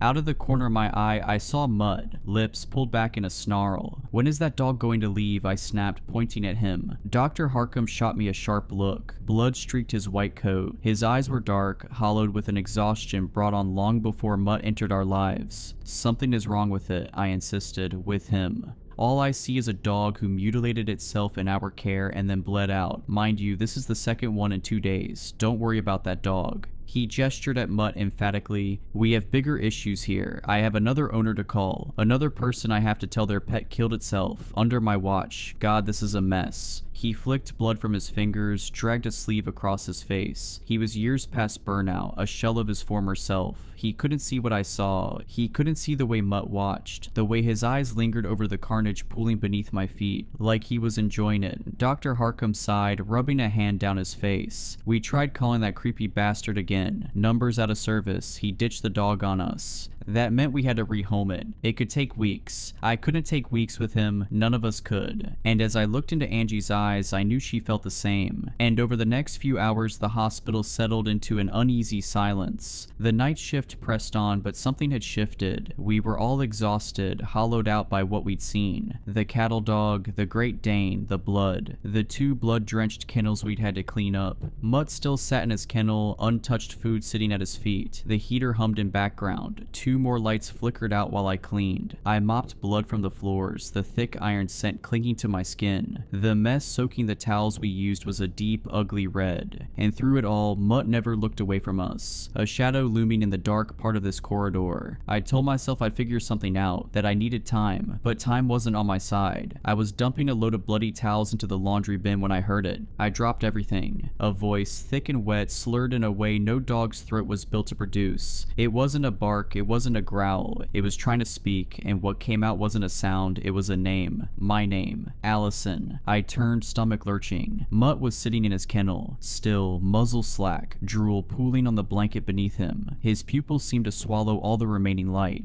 I couldn't move. My brain was trying to rationalize it, trying to shove what I had heard into a box of normalcy. Maybe I'd misheard it. Maybe it was the pipes or a monitor. Then the stench of rot hit my nose like a sniff of smelling salts. It was not the usual smell of the hospital, not the faint antiseptic and animal musk that always clung to the air. This was meat left in the sink for weeks. This was something dead wedged into the unseen cracks of the world. It was a volatile and overpowering scent consuming anything else in the room. And I realized then that the smell I'd caught when Keaton first walked into the lobby, that greasy, putrid stench, it hadn't been him, it had been Mutt all along. I felt a desire deep in my core to run, and so I did. I scooped up the blankets off the floor, shoved them into the laundry bin, and bolted. My hand shook as I crammed the lid shut. My pulse was a hammer in my ears. Don't turn your back on it. The memory of Keaton's words crawled down my spine like a cold hand. He's acting possessed. I knew what Mutt had tried to do to Ryan. I knew what he wanted to do to me. And now I knew I wasn't waiting for him to act. I was going to kill him. I kept my head down the rest of the shift, biding my time. My mind wasn't on the cases I took. I worked on autopilot. I went through the motions, but my body was moving without me. And when I got a moment alone, I pulled up 20 milliliters of pentobarbital sodium and phenytoin sodium solution. It's a medication called Euthasol. In other words, it's that sparkling pink liquid we in the veterinary field use to put animals down. I drew up enough of the stuff to kill a dog twice Mutt's size. There'd be a discrepancy in the controlled substance log, but I could smooth it out over the next few weeks. A couple of slightly higher doses given on euthanasia cases. If I logged these with enough time between them, I was confident no one would notice. I locked the cabinet, slid the syringe into my pants pocket. By doing doing this, I was committing a crime, breaking DEA laws. I could lose my license, my career, even end up in jail. But deep in my bones, I knew one thing for certain. That thing in the kennel, whatever it was, it needed to die. The next morning when I arrived for my shift, the hospital was heavy with grief. Everyone was crying because it turned out Ryan was dead. He'd taken his own life in his trailer sometime after leaving work. No details, no explanation. He was there one day, then he was gone the next. The police had come by to inform us. They didn't stay long, didn't need to. I knew then. Ryan's death cemented what I had to do in my mind. I couldn't wait until another dog was placed in those kennels, until another staff member was pushed over the edge. So I worked through the grief, through the horror, pushing it all into a place I'd deal with later. I waited for the right moment, a lull between shift changes when staffing was light. I approached Mutt's kennel. He cocked his head, his eyes tracking my movements. He looked almost expectant. I opened the kennel door and slid the muzzle over his face. My hands moved with a sharpness I hadn't felt before. I yanked the straps too tight, a bit of malice in my actions. My pulse was steady. I held Mutt's paw, feeling for the vein, my other hand already slipping the needle beneath the skin. The syringe in my palm felt hot. I pushed the plunger, forcing the thick pink liquid into his vein. It was a heavy dose, too much for even the largest dog, but I pushed every last drop. Normally, euthanasia is instant. A body slumps, the muscles relax, and life fades like a deep exhale. Their eyes stay open, but they flood with vacancy. Mutt didn't move. His chest still rose and fell in a slow, steady rhythm. His muscles remained locked, rigid. His pupils, wide and black, never left mine. This dose should have ended him. This dog should be dead. The hallway lights flickered. One by one, the bulbs sizzled out, plunging the kennel ward into a profound darkness. The air thickened, heavy with the weight of something unseen. The heater shuddered to a stop. The only glow now came from the exit sign at the far end of the hall, casting a weak green wash over the kennels. The shadows seemed to twist and dance around me. I felt adhered to the spot, unable to move. The door to the kennel slammed shut behind me. My breath hitched. The silence was absolute now, only interspersed with the slow, wet rasp of Mutt's breathing. I could feel him in the dark, the weight of his presence gnawing at the air. The voice came from before me, deep into the churning pool of shadows further back into the kennel. A sound like vocal cords cut like strings and hidden beneath a mound of scar tissue. A broken, misshapen mouth trying to shape words. The vowels stretched, dripping with something slick and inhuman. My stomach lurched. I reached for the latch, fingers fumbling, but my hands were slick with sweat. My breathing was too loud. The darkness pressed in. The rot smell thickened, crawling up my throat. Then I felt it. A cold, dead hand closed around my ankle. I choked on a scream. My body jolted as something gripped me. Those jagged fingernails pressed against the fabric of my scrub pants. The air rippled in an electric wash. The sensation of static snapped against my skin. I turned in a single heaving motion and I ran. The kennel door gave way beneath my shoulder and I burst into the hallway, feet pounding against the tile. Behind me, I heard the kennel door smash open. The sound of paws heavy and fast hitting the ground. He was coming. I sprinted blindly through the dark, running my fingers along the wall as I searched for the end of the hallway. When I reached it, my fingers scraped against the smooth wood. For a time, completely unable to find a knob, a latch, my fingers graced only an endless surface. Paws pounded closer behind me. I swear I heard more than one set of them. It almost sounded like a quiet herd. There was no growling, no snarling, no warning. Just the rush of movement in the dark. A silent freight train barreling toward me. So I spun, pressing my back against the door. The darkness beyond was absolute, thick and suffocating. The emergency exit sign glowed faint above me, swallowing the building in a weak neon glow. The slap of paws on tile stopped, and I saw the faint outline of a hunched beast. A panther crouched behind brush, seeking out its prey. Breathing filled the void, slow, wet, and thick with malice. Then, a whisper of movement so close I felt the air shift around my face. I turned and bolted down the hall. Instinct drove me forwards without thought or plan. My body simply moved on its own accord. I reached my locker, yanked it open, hands scrambling for my purse. The air shifted, a weight pressed close. I felt it before I saw it. A swirling black hole yawning open behind me. My fingers closed around cold metal, the grip of my handgun. I turned and I raised the barrel towards the faint figure I could make out in the darkness, and I fired. The first shot lit up the hall like a camera flash. In that brief flicker, I saw him, that snarling grin. The second shot, the third. His body jerked, but he didn't fall. My ears buzzed with each concussive shot. In the green shimmer of the exit sign, I saw that his lips were still curled back in that awful rictus. The sixth and final shot hit its mark. The left side of his skull caved inward, the muzzle of his face blown apart where the bullet had exited. Even in the thin light, I saw how his jaw sagged open, how that tongue flopped out limp, and even as he fell, his head twitched. A violent, unnatural snap of movement. A thick, wet pop echoed. He swayed, then finally, he collapsed in a heap all at once. I stood there, gun trembling in my hands, ears ringing. The darkness still pulsed around me, thick and heavy, pressing in from all sides. Then footsteps, shouts, voices. Someone grabbed my arm, yanking me back. The lights flickered, buzzed, then flared back to life, and for the first time I saw what I had done. One shot had buried itself in the tile, the rest had hit him. Mutt lay on his side, his head a ruin of blood and bone. His chest rose once, twice, then he went still. The bite muzzle was missing. He must have pulled it off somewhere during the chase. I didn't move. The hospital swarmed with police. I don't know who called them or when, but they arrived fast. A slew of questions. I registered almost nothing in my haze. They took me into the back office, my hands still shaking, my ears still filled with phantom echoes. I knew exactly what I had to say. I knew how to frame it. Self-defense. My uncle Philip was a defense attorney. He talked shop often with me on our fishing trip outings together, so I knew a little more than I let on, and I managed to play my part well, and so the police let me go. We wrapped, bagged, and stuffed Mutt in the freezer, awaiting cremation, and I took time off work, spent a few days in silence, trying to erase the memory of that voice, tried to ignore that palpable sound of my name in some twisted, malformed mouth. As you likely imagined, it didn't work. The phone rang on the morning of my scheduled return to work. It was a blocked number. Part of me knew the call was coming, as irrational as that sounds, and so I answered. Slow, shaky breathing filled the line. Then he began to laugh, like everything that had happened to me was a hilarious joke. Low, drawling, thick with something I couldn't name. Maybe it was a mouthful of tobacco chew. You shouldn't have killed it, little lady. Keaton. His voice slithered through the speaker, curling like a snake around my spine. His laughter built, rising, filling the silence. You've gone and made things so much worse. And as the laughing turned into hollering, the line clicked dead. I sat there, phone pressed to my ear, staring up at nothing. His words weighing down the air. Gone and made things so much worse. My first thought was confusion. How did he get my number? My second thought was frantic. Those words struck a chord deep inside my marrow. He said I'd made things worse. And for some reason, deep in the pit of my soul, I believed him. It started with a dog, or rather something wearing a dog's skin. I thought I was doing the right thing when I put it down, but now something far worse is stalking me. I had to clean up a few things first. The worst of it was the youth assault I used on Mutt. On my first day back, I staged an accident. I dropped the bottle and let it shatter across the floor. It complicated the logs, but it worked. I'm not proud of it. You shouldn't be either. But at the time, it felt like the only option. I was wrong. My first day back after a hiatus at home, I noticed that Mutt was still in the freezer. His frozen paws had torn through the tough plastic bag, carving grooves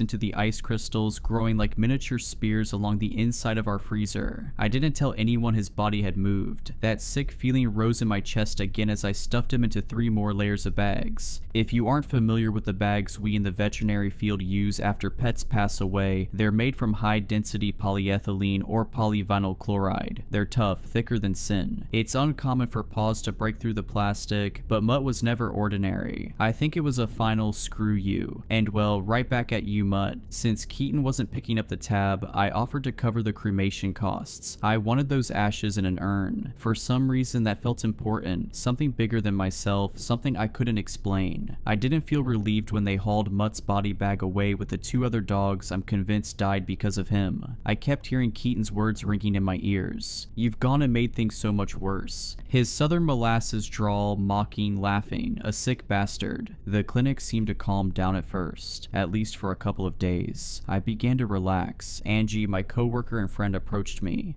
Did you hear how Ryan did it? I shook my head quieter than usual, trying to show her I wasn't interested. Part of me blames myself for his death. I know how irrational it sounds, but the human mind is a sinister thing. Grief doesn't care about logic, it only cares about consuming, taking, destroying. She continued, he stabbed himself with a letter opener. My cousin works as a highway patrol officer. He got all the details on it. It's horrible, Allison. He stabbed himself so many times. Please stop, I can't. The tears were already welling in my eyes. She reached out a hand to comfort me, but I brushed past it and locked myself in the bathroom. I spent 10 minutes gripping the sink, struggling to steady my breathing. The rest of the shift passed without incident. It was monotonous and calmer than it had been since I shot Mutt in the hallway. Angie was working a back-to-back double that night, something that had unfortunately become more common in recent years as our clinic struggled with chronic understaffing. They asked if I could cover another shift too, but I said no. After everything I'd seen, everything I'd done, there weren't enough sane pieces of me left to give. That night, I settled into bed, my gun tucked under my pillow. The trailer was quiet, just the sound of wind outside, a high-pitched whooshing that rattled the walls every so often, but I found it almost soothing. As I lay there, closing my eyes, I saw it, a snarling, statuesque black Rottweiler, eyes like two bottomless pits. He moved through the trailer toward me, his presence a creeping weight in the dark. Then I looked down. Instead of paws, he had 4 pale hands, their flesh blending seamlessly into the black fur of his limbs. He strode forward. I couldn't move. Every muscle in my body locked up, frozen in place as he slunk beneath the foot of my bed. I tried to open my eyes to wake up from the nightmare, but they were open, and I wasn't sleeping. A hand rose over the mattress edge, another followed. I felt the weight of them press down, the mattress sinking beneath an unseen force. It felt so real, too real. Then the snout emerged, slow and deliberate, rising above the sheets like a shark breaking the surface of the ocean. It drained the room of anything good, anything right. Only the ache of loneliness remained, a gnawing darkness spreading through me. I felt like I was sinking into a bottomless pit, falling endlessly. The stench of rotten meat filled my nostrils. The grinning maw loomed inches from my lips. Eyes burned into mine, wide and unblinking. A string of drool pressed against the skin of my neck. The mouth began to open, yawning. Each serrated edge gleamed in the moonlight, lining the jaws in jagged, overlapping rows. The clicking of bone filled the silence as the jaw pried open past natural limits, tendons slipping and joints straining. It kept widening, the gaping maw stretching farther than anything human or animal should be able to. Hot, damp breath washed over my face. My teeth clenched, the mouth inched forward, slow and deliberate, savoring the moment. Every nerve in my body screamed to move, to fight, but I was frozen, paralyzed beneath the weight of its presence. The gaping maw hovered inches above my face, the serrated edges of its jaws twitching in anticipation. I could see the glistening sinew stretching as the jaws prepared to snap shut, feeling the unbearable heat of its breath seeping into my skin. A low guttural growl rumbled from deep within its throat, vibrating through the mattress through me. My pulse pounded against my temples, drowning out everything but the sound of that grinding, clicking jaw. Then my phone rang. The sudden chime shattered the moment, a blinding flash of light flooding the room. The weight lifted in an instant. The monstrous shape dissolved like mist, vanishing into the shadows as if it had never been there. I was moving before I realized it, gasping for air, clutching my chest. My heart hammered within me like the hooves of a warhorse, my limbs trembling as I scrambled upright, searching the darkness for any lingering sign that it had truly gone. Had I experienced sleep paralysis, something worse? I heard my trailer door slam shut. I picked up the phone and flicked on the lamp by my bed. I heard a loud wailing siren and the sound of wind on the other line. My eyes were too blurry with tears to read the contact name. Oh, Allison, check the news. It was Dr. Harcum. He sounded out of breath. I grabbed my remote and flicked on the television and thumbed it to a local news station. Dr. Harcum breathed heavy in the background. We are here on the scene of what is now suspected to be an incident of arson. Firefighters struggled to put out the blaze, although they stopped it from spreading to nearby buildings. I felt the world glaze over. I watched a team of yellow-clad firefighters picking through the cinders of my old workplace. God, half the roof was slumped in. The place was licked with flames. I recognized little pieces of a much larger puzzle, smashed and burned. I still clutched the phone to my head as I watched the firefighters pick through the ruins of an intimate part of my life. It was gone, just like Ryan. Angie, she didn't make it out. Dr. Harcum choked out a sob. A man who I'd worked with for years and had never seen shed a tear before began sobbing sobbing on the other line. This was a 60-something ranching vet who didn't take crap from anyone, a man carved out of the New Mexico dirt, tougher than the rest of us, and he was crying. I steeled myself, choking back my tears. Angie had been a friend, closer than Ryan. She'd burned to death in that building. What happened? Tell me everything, I said, forcing down the swell of emotion. I think it was that creepy guy, that blonde guy Keaton. We were working the shift when a container of gasoline with a lit rag was tossed through the back window into the doctor's office. It engulfed the place in flames in seconds. We lost some patients too. His voice wavered, struggling to stay steady. I don't know who would do that. Why? What did we ever do to that inbred piece of crap? So senseless. God, I told the police everything. This was beyond them, beyond what the police could understand. I'd sound insane if I told them everything. Even after I'd blown Mutt's jaw apart, I had omitted so much from my statement. Keaton didn't need a motive. He felt like it was ancient, a force of chaos that existed only to sow pain and reap a harvest of blood. He didn't need a reason, Doc, not to drop off that monster, not to burn down our clinic. He wanted us to suffer. He wanted to watch us die. Dr. Harcum was silent for a moment, my words hitting him like a blow. I have to go, he finally said. The police need a more detailed statement. Be safe, Allison. The line went dead. Another victim. Angie. Gone. Another life swallowed by the plague of tragedy I couldn't begin to understand. My hand trembled, not only from the horror of what I'd experienced, but from the weight of everything I'd lost. From the thought of Ryan's brutal self-destruction. Some creeping apocalypse had wandered into my life, and it was clear now it intended to stay. I couldn't sleep again. I didn't even try. My phone buzzed with texts from friends, family. One missed call stood out. My old friend Joe. Navajo Joe we used to call him, always with a grin. He just laughed, that handsome, tough son of a gun. I should have called them all back immediately, but I had other more pressing things to do first. I gathered my belongings, flipped open the cylinder of my revolver, and loaded a cartridge into each chamber. The compact 9mm felt solid in my grip, its matte finish worn smooth from years of use. Despite its small frame, the steel carried weight, reassuring and steady. I tossed a couple of ammo boxes into my purse, the rounds light but lethal, their copper-jacketed tips catching the dim glow of my bedside lamp. From the top of my cabinets, I pulled down an old wooden cigar box. Inside was a couple $1,000s I'd stashed away for emergencies. If this wasn't an emergency, I didn't know what was. I sat on the porch of my trailer, a cigarette pinched between my fingers, watching the sun claw its way over the horizon. Smoke curled into the air, twisting in the breeze, vanishing into nothing. By the time morning fully arrived, I'd burned through the whole pack. I checked my watch. The crematorium would be opening soon. They'd taken Mutt's body a couple of days ago. I needed to convince them to put Mutt at the top of the cremation list. My old Buick truck started with a low rumble, the engine purring to life. A gift from my late father, it had been his pride and joy. I reached up to adjust the rearview mirror and froze. A spiked black collar hung from it, tags jingling softly as I brushed against them. Mutt.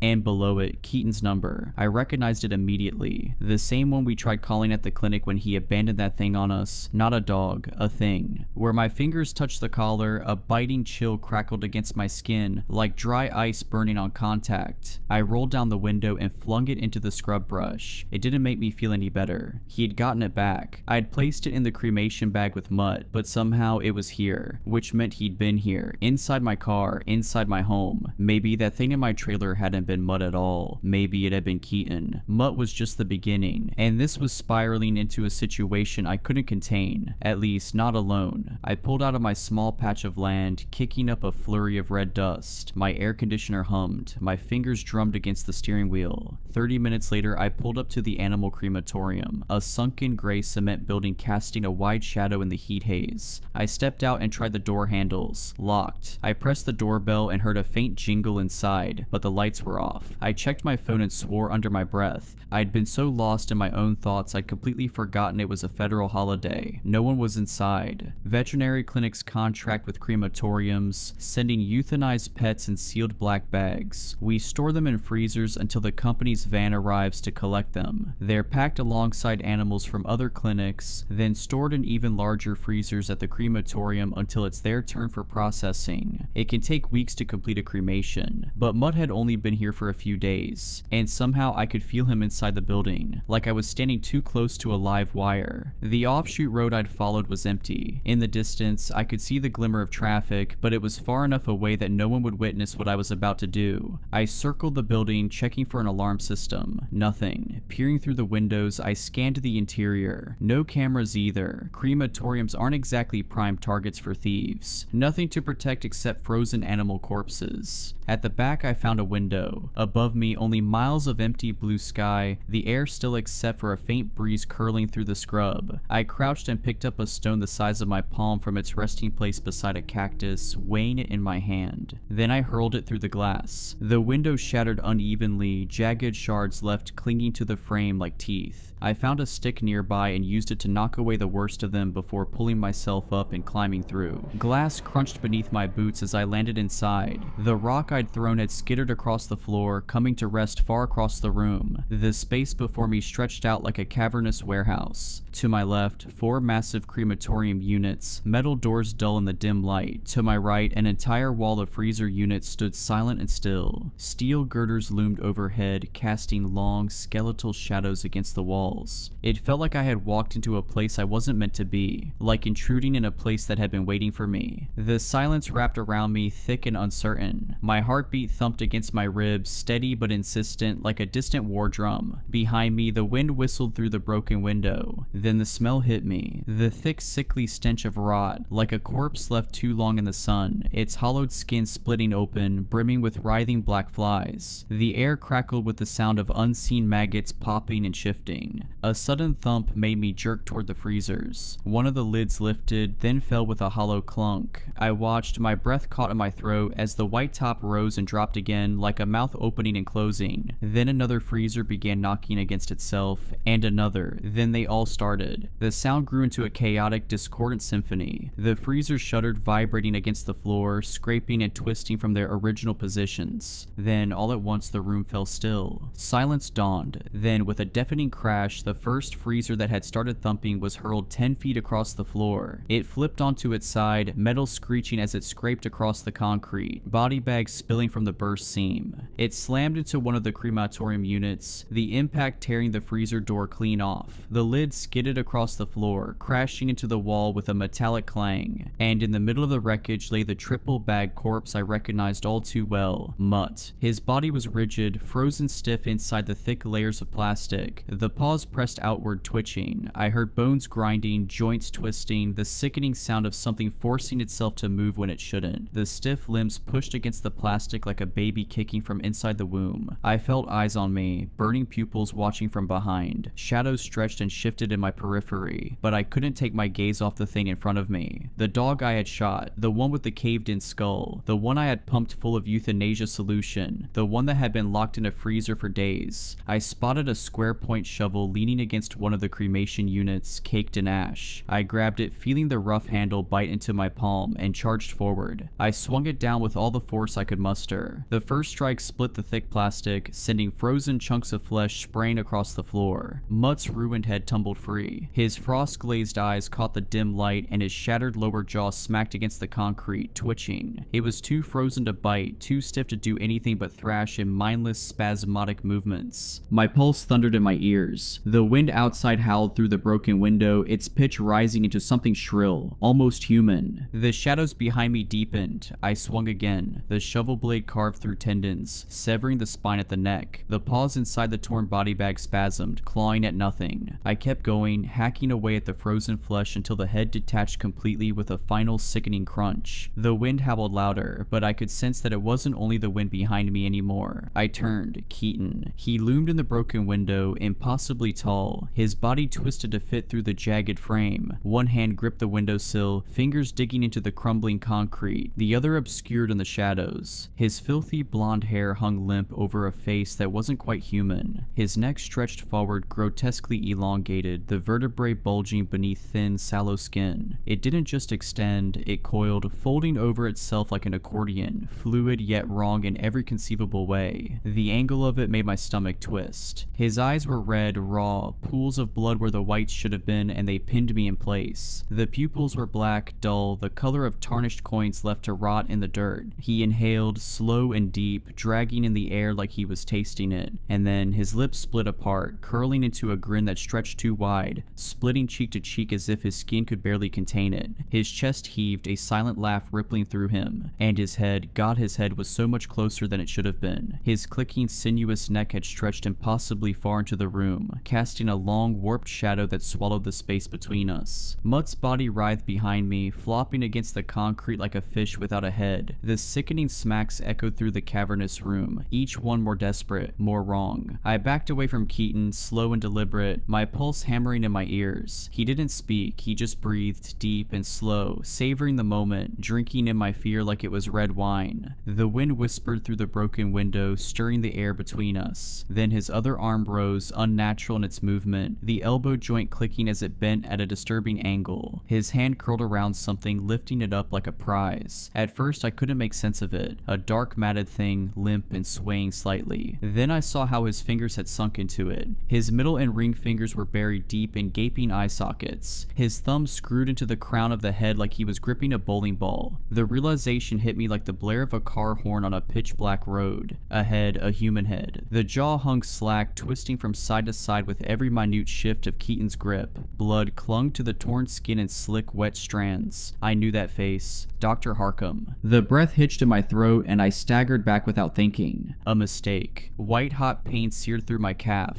A vice clamped down on my leg. My brain scrambled to catch up with what had just happened. I looked down. Mutt's severed head clamped onto my ankle, his mangled jaw locking in place. Torn flesh barely held the structure together, but the grip was unrelenting, teeth buried deep. Pain flared through my leg, hot and immediate, the pressure tightening like a rusted bear trap. Keaton laughed. The sound curdled the air, high-pitched and jagged, warbling between something human and something that had never been. His entire body quivered with the force of it, his grotesquely long neck arching like a bridge, vertebrae rippling beneath stretched, paper-thin skin. The ridges of his spine pressed outward, shifting unnaturally, jutting like knuckles ready to crack. I swung the shovel down on Mutt's head, the impact shuddering through my arms. His jaws only clamped tighter, and I felt a fresh rush of warmth as blood trickled into my boot. Gritting my teeth, I pried at the head like opening a clamshell, peeling it from my leg. It took a strip of fabric and flesh with it as it crashed to the floor. Snarling, I wedged the shovel between its upper and lower jaw, pressing down with my full weight. Bone splintered, the jaw cracking apart with a sickening pop as the lower half disconnected completely. Keaton howled with laughter. It was a riot to him. He shook with it, body convulsing, that awful neck writhing like a snake. I swung the shovel sideways, aiming straight for his grinning face. But before it could land, his neck snapped back, recoiling too fast, retreating into the night. The shovel flew from my hands, clattering against the wall with a metallic clang. He lingered in the window, looming, watching, waiting. Shouldn't have killed it. You started something you can't finish, little miss. Should have let it feed until it was done. Then I'd have picked it up. His voice rasped like a snake's hiss, slithering into the space between us. His head retracted, impossibly smooth, that too long neck drawing back into the night. His hand peeled from the windowsill, talons scraping against the concrete, leaving behind deep gouges in the stone. Behind me, the thrashing body stilled, silence settled, thick and suffocating. I didn't dare turn around, not yet. I braced myself, waiting for the inevitable, for Keaton to slip back in through some unseen opening, to drive those jagged fingernails into my spine, to tear into me with his yellowed animalistic teeth. But nothing came. My breath left me in a shudder. My body screamed for me to move, but the lingering presence of him made my muscles coil tight, every nerve waiting for the strike that never landed. Finally, I forced myself to turn. Mutt's body lay still. Whatever had been animating it, twisting it into something beyond death, was gone now. For good, I hoped. I limped toward the nearest cremation retort, my leg throbbing with every step. My hands trembled as I fidgeted with the loading door. It clunked open, the hinges groaning, and I slid the roller tray out. Mutt's head went in first, his detached lower jaw following. His body came next, heavier than it should have been, dead weight sinking into the metal. The pain in my leg flared, sending hot sparks of agony shooting up my thigh, but I bit down against the pain and shoved him all the way inside. Fumbling with the control panel, I pressed the buttons, praying I got the right sequence. The burners roared to life, the chamber flickering with searing orange light. Heat pulsed outward, warming my skin as the fire licked at the corpse. I staggered away, limbs shaking, and made my way to the office break room. The drawers rattled as I tore them open, my hands shaking too much to be precise. Gauze, scissors, bandages. I grabbed everything I could, then hobbled back to the retort. Collapsing beside it, I pried off my boot, wincing as blood dribbled onto the floor. The sock beneath was soaked, the fabric clinging to my skin. I exhaled deeply, then reached for the scissors, snipping my pant leg above the wound before peeling it away. The damage was worse than I thought. Blood pooled in the puncture wounds, the torn flesh already darkening with bruises that spread outward like shock waves from each ragged tear. My calf throbbed in time with my pulse, sharp bursts of pain radiating up my leg. The bites might have been deep enough for stitches, but I didn't have time for that. The jeans had saved me from the worst of it, though the shredded fabric clung to my skin, soaked through. I pressed gauze against the wounds, wincing as fresh blood welled against the white cotton. I wrapped a compression bandage around my leg, tight enough to slow the bleeding but not enough to cut circulation. Antibiotics or lidocaine would have been a blessing. I could have stitched it myself if I had to, but a crematorium didn't exactly keep medical supplies on hand. I leaned my head back against the wall, exhaling through clenched teeth. My ears rang from the heat, the exhaustion, the pain. And then I heard it, a scream, distant, warped, twisting through the air like the high-pitched wail of logs splitting in a fire. I turned toward the retort viewing window. Inside, Mutt's body writhed as the flames engulfed him. The hairs curled first, blackening before catching fire, the flesh peeling away in layers. His limbs twitched, shuddering, the last vestiges of unnatural life refusing to die easily. The stench of burning fur and charred meat turned my stomach. I forced myself to watch as the thing that had haunted me was reduced to nothing more than a skeletal frame. Eventually, there was nothing left but black soot clinking to the glass. The steady hum of the cremation unit filled the room. I let the heat seep into my bones before finally pushing myself upright, limping toward the control panel to shut everything down. By the time the retort had cooled enough to retrieve the remains, the sun was sinking below the horizon, the sky smeared with a hue like burnt orange. Keaton hadn't come back, yet. I grabbed a shovel and a garbage bag. The retort door groaned open, and I scooped out the calcined bones, brushing away the brittle black remnants until all that remained was pale dust. One by one, I fed the remains into the cremulator. The machine whirred, grinding the fragments down until every last piece of mutt fit into a bag just slightly larger than my hand. I stood there for a long time, gripping the bag in my blood-stained hands. Keaton had slunk away into the night, but I knew this wasn't over. I thought about Ryan, Angie, the dogs, my clinic, reduced to nothing but cinders and ruin. I'd lost so much in just a few weeks. Too much. Half my life was gone in an instant. I felt too hollowed out to even cry. Ripped out of my life in an instant, no rhyme or reason to it. He could have killed me, easily. He was toying with me like a cat slapping around a finch with a broken wing, each swipe landing harder than the last. Soon, I reckoned he'd start biting. I gritted through the pain as I pushed the freezer back into place, the weight of it straining against my injured leg. Plugging it back in, I reloaded it with black body bags, setting the torn-off lid back on top like a makeshift seal. The air reeked of blood and freezer burn, and of the dust blowing in from outside. I found a broom and a mop, doing what I could to clean up my blood and mutts, which had thawed into a dark, congealing slick on the floor. It wasn't perfect, but it was enough.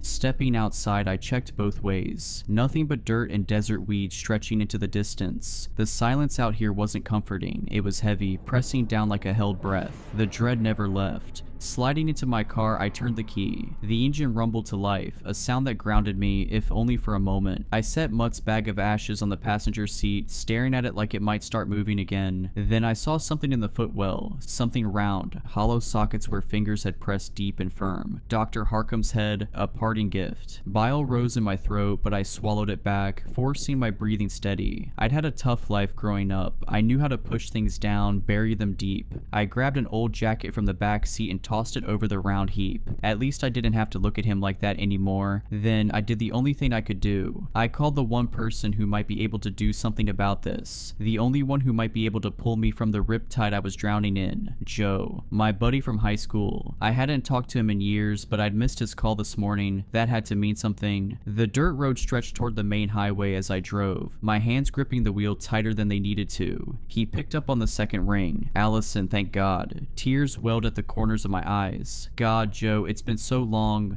I saw the news. I know you worked there. I had to see if you were okay. Joe, I need to talk to you. Something's after me. It's been after me since I first saw it a few weeks ago. I need your help. A dog came into my clinic. Bad luck. Thing turned the building into a slaughterhouse without so much as a blink. Silence. The joy in his voice faded, melted away like chocolate left too long in the sun. Outside, the sky burned with the last light of day, the sun dipping toward the edge of the world, flaring one final orange goodbye. That's not just bad luck, Allison. That's something else. Something old. That's bad medicine. Joe clicked his tongue the same way he used to. The sound hit something deep in my chest, a crack in my ribs I hadn't noticed forming until now. I should have called him sooner. Maybe things would have turned out differently, maybe not. You got my address. Come down to the res. I'll make sure they let you in. His voice was steady, familiar, safe. He gave me directions, the Navajo reservation a couple hours to the southwest. I've got some ashes too, I said. My fingers tightened around the small bag beside me. I cremated his dog, the one he brought into my clinic before all this crap went south. Joe went quiet for a moment, then softer this time. Not a dog. He didn't elaborate. Not anymore. A sharp, blistering pain grabbed my calf. I sucked in a breath, my legs shivering, nerves screaming as if a white-hot blade had been pressed into my skin. I yelped. Allison, Joe's voice sharpened. The pain spread like fire, radiating from the bite wound, sinking deep. My pulse hammered as I clutched my leg, fingers pressing into the fabric of my jeans. But nothing stopped the burning. Then, from the darkness of the footwell, something shifted. A wet, gurgling croak, a jaw working. I froze. Joe must have heard it too. His breath hitched sharp over the line. A slithering rasp clawed up from beneath the jacket I'd tossed over the thing in the footwell. The sound of dry lips parting, of a raspy voice speaking through a mouth that shouldn't be able to talk anymore. His voice. My breath stilled inside me. A hollow, empty space opened in my chest. Keaton. He was talking through lips that didn't belong to him. Lips that once belonged to Dr. Harkham.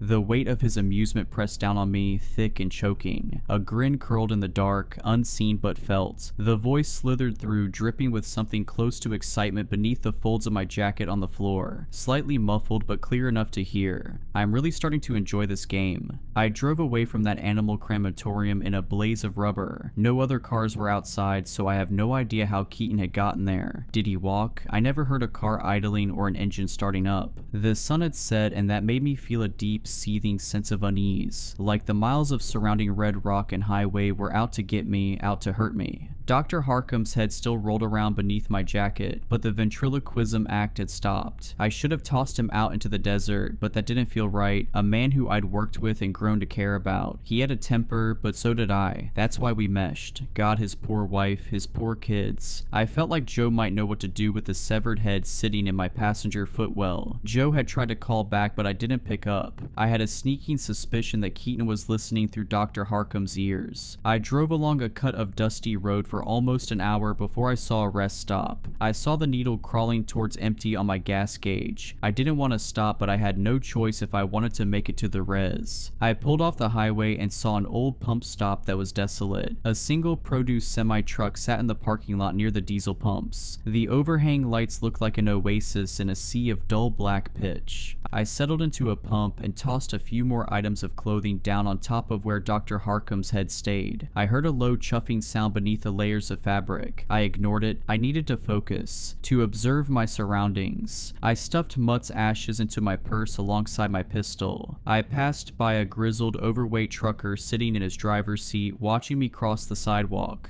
I wandered into the gas station and grabbed an assortment of jerkies, energy drink cans, and a steaming cup of coffee. Not road trip snacks, just things to keep me alive, thinking through the night, to keep me surviving until dawn. A scrawny, early 20-something burnout sat with his feet resting up on the countertop. I could hear the sound of a movie playing through his phone speakers. He casually ate away at a bag of popcorn. The coffee tasted burnt, metallic. The lights flickered overhead like they weren't sure they wanted to be on. 40 on pump 6, I said, sliding my assortment of items across the counter. He didn't say a word, just clicked away at the register with a hand absent-mindedly. I slipped him a handful of 20s and he tore his eyes from the phone long enough to pour change into my hand. I left without a word. I crossed crossed below the blanket of light cast by the overhang shining down on pumps. I stopped walking when I turned over and saw that the semi-truck was empty. A wrongness crashed down around me, an all-encompassing feeling of doom. I surrendered to the feeling. I didn't walk towards the truck, didn't go to investigate. I had an idea that's what Keaton wanted me to do, what he was waiting for me to do. I kept my eye on the semi's cab, inching backwards with a bag in one hand, a coffee in the other, purse slung over one shoulder. My breath sounded pitched in the darkness, labored and heavy. I saw a glimmer of red across the inside of the semi's windshield, a glistening brushstroke. I didn't peel my eyes from the semi as I filled up my tank. As soon as I was done, I slid into my truck and started it up. The click of the locks engaging brought little to dissuade the rising tide of panic drowning me from the inside out. As I pulled around the pumps and across from the station, I saw the right side of the semi in the flash of my headlights. The cab driver's side door was cracked open, blood flung in congealed globs on black asphalt. I saw him then, Keaton. He was perched between the semi's wheels like a spider hiding beneath a rock, his limbs like long wooden posts stretched with a thin layer of white skin, pinched feet held onto the underside of the truck bed in a broken contortion, his elbows buckled in the wrong directions. Everything was so much longer than they should have been, neck like a tangled twisting vine. His eyes refracted the light like two glowing yellow orbs. The bite wound on my leg began to itch, then burn. I saw thin fingers of smoke clawing out of my purse, and I pulled out the warm ashes of mud and set them on the passenger seat. I heard a faint crackle like embers in those ashes. The car began to smell like singed hair and cooking flesh. I noticed a sharp smile on Keaton's face, his mouth drenched in rivulets of blood. The trucker sitting in his cab earlier lay in a twisted heap beneath Keaton. The trucker's rib cage was cracked open like a crab shell. One of Keaton's sharp hands was digging around inside the man like a woman digging around inside her purse for her keys. Keaton's stare lingered, piercing as I swung my car around, kicking up a shiver of dust, and I flipped my truck into a higher gear. Keaton pulled a dripping red hand out of the trucker's sucking chest cavity and began waving at me, a friendly hello. I revved up the engine, blowing down that road back onto the highway faster than I should have. It wasn't until a few minutes later that I remembered the cashier, sitting alone at his post, unaware of the broken thing feasting just outside his doors. God, I hope it didn't come after him next. I thought about calling the police, I really did. But God, I had a severed head in my car. I couldn't get involved with the police. They'd have asked for info I simply couldn't provide. The head of Dr. Harkham was letting out a low drone in the footwell as I tore forward down the highway. I sipped the coffee as the mile markers slipped past, the hum of the highway loud in the quiet. The head in the footwell let out a faint groan under the jacket. I hit Joe's name on my screen and waited. He picked up on the second ring. Allison, he said, "You still breathing?" "Barely," I said. "I can't talk long and I can't say much, not out loud." A beat of silence. "It's with you." Not him, but it's listening. "I brought something I probably shouldn't have. I think it hears through it." "All right," Joe said, calm but clipped. "Just talk around it. I can follow." "I'm heading your way. Should hit the basin in a couple hours, give or take." "We're setting up now," he said. "Called in a medicine man named Despa. He knows that old stuff. Said what you told me last time was a bad shadow. Said that thing you shot might have been a mask, not a real dog." "It wasn't a dog," I said, my voice wavering just a hint. Joe exhaled through his nose. I could picture him standing outside his truck, wind tugging at his sleeves, oiled gator skin boots kicking at the weeds. "We set the line near the arroyos. You'll see it before the road curves west. Cedar, ash, pollen. Despa's been blessing it himself. That thing steps through, it'll feel it, might even stop it. I'll drive through, I'll lead it in." He paused. "You sure it's still behind you?" "No," I said. "I'm not sure of anything, except it's not done with me." His voice dropped. "Allison, if that doesn't work, we've got a backup plan. If it follows past the ridge, lead it to the trailer up on the hill. It's mine. Go in, make sure it follows, then slip out the bathroom window and shut it behind you. Locks from the outside. You won't see anyone, but we'll be in position. My cousins are posted nearby. Despa will be with us." Good. Another silence passed between us, the kind that holds everything neither of us wanted to say. "I don't know what this thing is, Joe," I said finally, "but it's not a man, not anymore." "I figured that much." "I hate that I'm leading you into this, Joe." He chuckled. "I'd do anything for you, Allie. Just hate it took something this awful for us to reconnect." I winced. I should have reached out sooner, but time has a way of slipping through your fingers. "You sure your people are ready for this?" No one's ready for something like that, but we've dealt with worse than dogs wearing skin. Joe, I felt a tear streak down my cheek. For the first time, it wasn't an unkindly shed tear. I know, just get here, we'll take care of it. I stared at the horizon where the last light had slipped away hours ago. The jacket in the footwell twitched and a low, warbling breath rattled through the fabric. Listening, clicking teeth together. Soon, I said, just keep the fire burning. I hung up. The road stretched on for miles. I fought the pull of sleep, guzzling caffeine and chewing jerky to stay alert. I was flying toward a violent conclusion. Keaton felt drawn to me, like I was his muse and he the artist. Maybe it was because I killed Mutt. Maybe something deeper. Some unseen thread tying us together. He killed my friends and co-workers. He beheaded the vet I worked for. Burned down the clinic. Even murdered a trucker just to send me a message. This was more than cruelty. This was personal. A few miles out from the res, I saw a wash of blue and red lights behind me, followed by the chirp of a police siren. If my sanity were a spool of thread, it was unraveling fast. This night felt like a nightmare unfolding slowly, like a dress billowing on a clothesline. I pulled calmly to the side of the highway, though my heart thundered in my chest. I kept my hands on the steering wheel and stared into the rearview mirror. The officer approached from the right, walking the shoulder with caution. He came to the passenger window and motioned for me to roll it down. I did. License and registration, please, he said in an authoritative tone. Yes, 1 second, officer. My eyes dropped to the bundle of clothes on the floor, and I forced myself to look back up at the glove box. I pulled out some crumpled insurance paperwork and my registration, then grabbed my license from my purse and handed them all over. His face stayed blank, maybe a little annoyed. He had just started walking back to his cruiser when Dr. Harcum's head began to moan, a low, drawn-out sound that grew into a wail. My heart stopped. The mood shifted instantly. The officer turned, clicked on his flashlight, and swept the beam across the truck's interior. What is that noise? He asked, flashing the light across the dash, the seats, the floor. The beam settled on the lump in the passenger footwell. He reached down with a gloved hand. No, don't, please, I said, my voice cracking, panic blooming fast. If he found the head, Keaton would be the least of my problems. Be quiet, ma'am, he snapped. With 2 fingers, he peeled back the jackets, the dirty shirts, and the jeans. He gasped when he saw the head, eyeless, crusted in dried blood, the flesh writhing slightly, twitching on the floorboard. The head wailed louder now, 2 black, empty sockets staring up at him. Oh Lord have mercy, what the hell is this? His tone shifted again, this time to fury. Ma'am, step out of the vehicle now. I reached for my door handle and heard him unholster his sidearm with a sharp pop. His flashlight lit up the cabin like a searchlight, held steady in his left hand. In his right, he raised a sleek black pistol, his gloved fingers wrapped tight around the grip.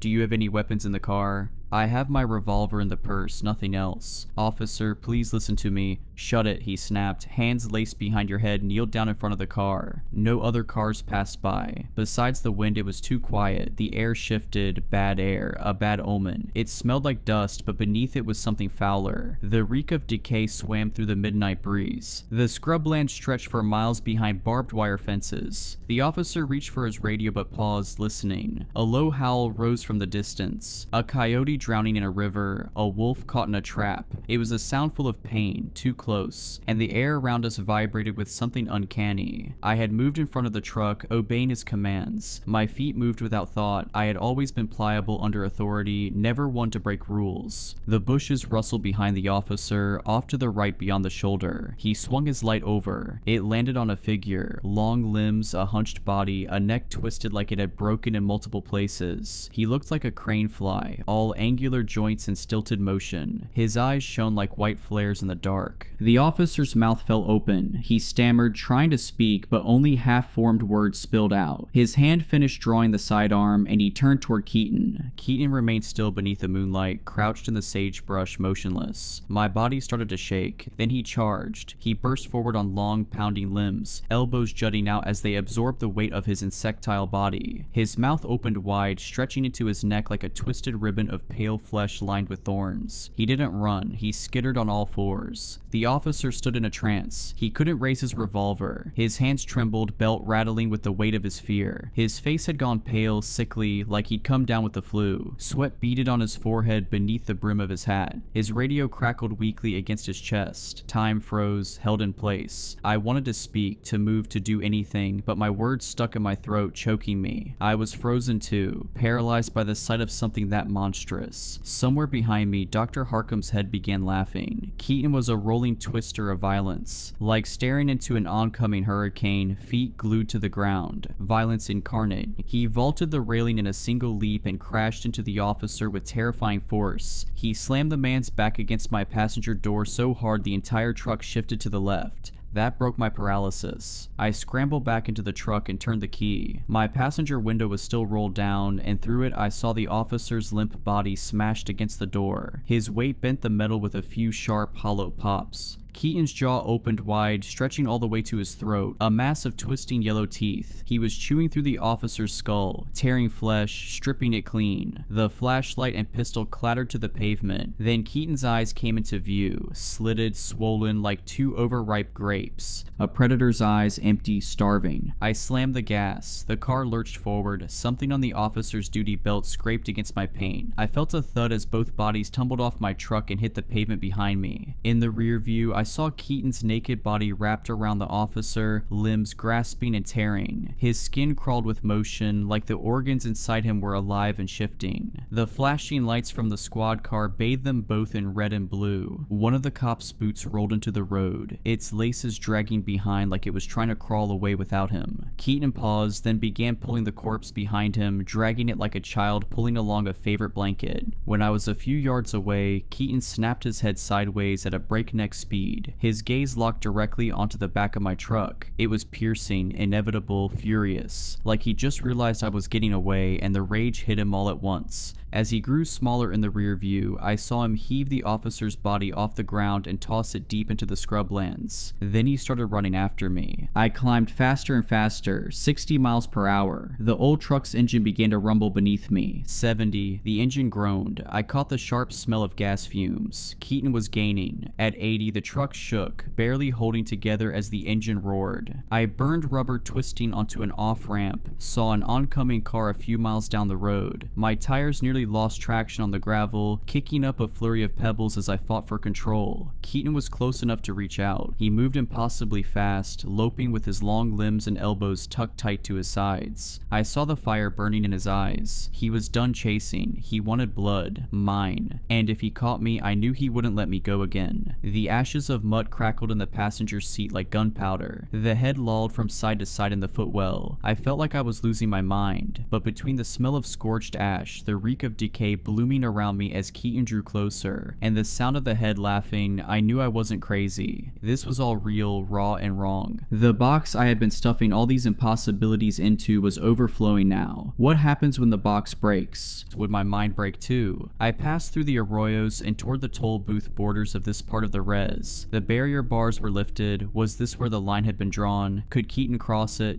He was halfway up the roadside, nearly level with the side of my truck. He wasn't looking ahead. His neck was twisted toward me, his body pounding forward with a mindless kind of purpose. His mouth hung open, eyes wide. Behind me, Dr. Harkham's head shouted with laughter. The engine rattled with speed. Keaton was so close I could smell death. I could see the dried blood of so many victims caked across his twisted, nude body like a suit of crimson armor. Right as I crossed the border barricade, Keaton veered sharply to the left. I watched him clear the fence and crash down in a heap, thrashing on his back like an insect, arms curled toward the sky. The head stopped laughing. The ashes stopped crackling. I slammed the brake pedal to the floor. Keaton writhed. I saw Joe's trailer on the hill, half swallowed in dust, lit by the hard glare of floodlights. I focused the headlights on him. His thrashing slowed, then stilled. My tires thumped over uneven ground as I crept forward, heart burning like a live wire. I stomped the gas, aiming to crush him beneath the weight of the truck, but he leapt at the last second, sprawling across the roof and smashing through the back windshield in a burst of glass. I flung the car into reverse. One tire crunched over his leg. For the first time, I saw pain in Keaton's eyes in the rear view. I clenched my teeth until my jaw ached. Keaton clung to the frame, screeching. He yanked and pulled, his foot pinned like a plank beneath the tire. I slammed into drive. He flew backwards off of the car, his limb bending bending and snapping like a brittle branch. As I climbed toward the hill, I saw him rise again on all fours. One leg was twisted into broken segments, the foot dragging unnaturally across the dirt, and still he came after me. But now there was a break in his stride, he was slower, he was wounded, and if it bleeds, it can die. At least I hope so. I rounded the rise. The area was desolate, not a soul in sight. I hoped that was part of the plan. I prayed it was. I slid in my car into park on the ridge and pulled the parking brake. Behind me, I heard the pounding of hands on earth, getting closer with every second. Keaton landed on my roof with a thud, the metal buckling under his weight. Then he threw himself forward, vaulted over the hood, and smeared blood across the windshield as he rolled and hit the ground. He stood facing me with those reptile eyes, blocking the way to the trailer. Its door was wide open. I pulled the gun from my purse and pointed it at him. He tilted his head and I felt my muscles tense. I wasn't pulling the trigger, something inside me was pulling against it. I fired once. The bullet missed him entirely and buried itself into the trailer wall. Keaton charged. I dropped the pistol and ran around the car. He roared as his broken ankle slammed against the dirt. He scrambled onto the roof again and I ducked to avoid a swipe from his hand. The spot where Mutt had bitten my ankle throbbed and the pain lit sparks behind my eyes as I flexed and pushed through. The body will break itself to escape death, and the mind, drowning in adrenaline, becomes a weapon. But he was feeling it too, the adrenaline. His nervous system was short-circuiting, his mouth open like a wilted flower, tongue flicking through the air. He was tasting something. Could he smell Joe? The others, were they near? He leapt and I dove through the trailer doorway. One of his claws raked across my back. I shoved past a floral couch, knocked pans off a shelf in the narrow kitchen, and bolted toward the bathroom. Keaton thundered in behind me, screaming, "I'll rip out your throat." His voice scraped like rusted wire dragged across concrete, echoing down the narrow hallway. "Play with your insides, eat them." The trailer rocked under Keaton's weight, metal hinges groaning. I slammed the bathroom door behind me and scrambled for the open window. My foot knocked over a toothbrush and a tube of paste as I shoved myself through. Pain flared along my back. The wound on my calf throbbed. Keaton was almost on me. I could feel his heat, the hate radiating off him. The door splintered just as I dove. My teeth cracked against desert stone when I hit the ground. A burst of white light exploded behind my eyes, and blood filled my nose, hot and thick. Something moved past me, fast, silent. I heard the window slam shut, arms wrapped around my torso and dragged me away from the trailer, around to the front by my car. Keaton's voice roared from inside, a storm of curses and blasphemy. He screamed like a trapped coyote, cornered and caged. He'd sensed something was off, but he couldn't help himself. His bloodlust had outpaced his instincts. Now he was trapped. I turned my face upward. The sky above the basin cracked with heat lightning. Purple veins crawled across the clouds. The air buzzed with insect calls and owl cries. The desert had awakened, and it seemed to know what was coming. A man I didn't recognize moved past me, wearing a bandolier of bundled sage and carrying a rawhide pouch that smelled of cedar and cornmeal. He approached the trailer with quiet purpose, opened my truck door, and retrieved the bundle of Mutt's ashes and the shrouded head of Dr. Harkham. With steady precision, he placed them both through a window into the trailer. Another man knelt in the dirt near the rear axle, an elder in a long shirt embroidered with turquoise beads and white ochre. He began to sing in a language I didn't understand. The words were low and heavy, his voice rolling like wind through canyon crests. He poured corn pollen in a slow arc around the trailer, his movements deliberate and unwavering. The others joined in. Their chant rose from the earth like the black smoke from the trailer. The song was older than Keaton, older than the desert. Then came the drum beat, deep and rhythmic. A taut deer hide stretched over a cedar frame, struck in time with the chanting. Inside the trailer, Keaton's limbs thrashed. A hand burst through the kitchen window, blistered and cracking. His skin was changing, splitting, leaking. Joe stood nearby, rifle leveled, his breath slow and focused. The bullets he fired were ceremonial, silver cast and marked with ash and pollen. Each one struck with meaning. Keaton screamed like something dying. His voice scraped against the trailer's walls as flames began to rise from underneath. The tinder place below had caught. Smoke coiled into the night sky, carrying something foul and wrong. The fire grew, hungry and bright, fed not only by gasoline but by intention, by design. Keaton howled as the medicine circle tightened around him. His bleeding eyes gleamed through the flicker of flame, filled with disbelief and fury. He clawed at the walls, tried to find the door, but it had been sealed from the outside with rawhide bindings and sacred paint. He scratched at the windows, too narrow for his spider-like frame to slip through. The chanting never stopped, even when the trailer began to cave inward, even when the screams turned wet and animal. The fire consumed. The wind shifted. I watched Keaton stop fighting. I saw his flesh pock, blister, rupture, and burn. He looked at me through the window the same way Mutt had, with those vacant, unreadable eyes. Keaton sucked up lungfuls of empty breath. Joe watched his home burn to embers. For me, there wasn't a trace of regret in his expression, only that same ruthless, focused anger. I spit blood through my cracked lips, and then the world went quiet. No birds, no insects, not even coyotes, no Keaton, not anymore. Only the breath of the desert and the low hum of thunder threading the sky. We stood and watched the trailer's shell glow red, then crumble. Joe's cousins moved through the sagebrush with extinguishers, tamping out sparks before they could catch. I didn't look away until it was dark, silent, hollow. Then I broke, not cleanly, not quietly. My whole body shook with sobs dragged from someplace beneath grief. I screamed, raw and hoarse, and clung to Joe like a raft in a black ocean. He wrapped me in a musty blanket and said nothing, just held on. One hand pressed firm to my back. I wept into the chest of his shirt. So much gone, so much taken. It better be dead, I said between sobs. We're going to bury the ashes of that guy. Death Spa's gonna make sure it doesn't come back. I used to believe in quiet deaths, gentle ones. That was before Mutt, before the laughing sickness that was Keaton. The world had gone still, no more chase, no more fire, no more road to burn through. Just the sound of my breath hitching, the dull ache in my limbs, and the weight of deep grief settling into my bones. If you enjoyed these stories, please consider subscribing and liking this video. Let me know your thoughts of these stories in the comments below. I frequently talk to my viewers there. But anyways, I hope you were creeped out.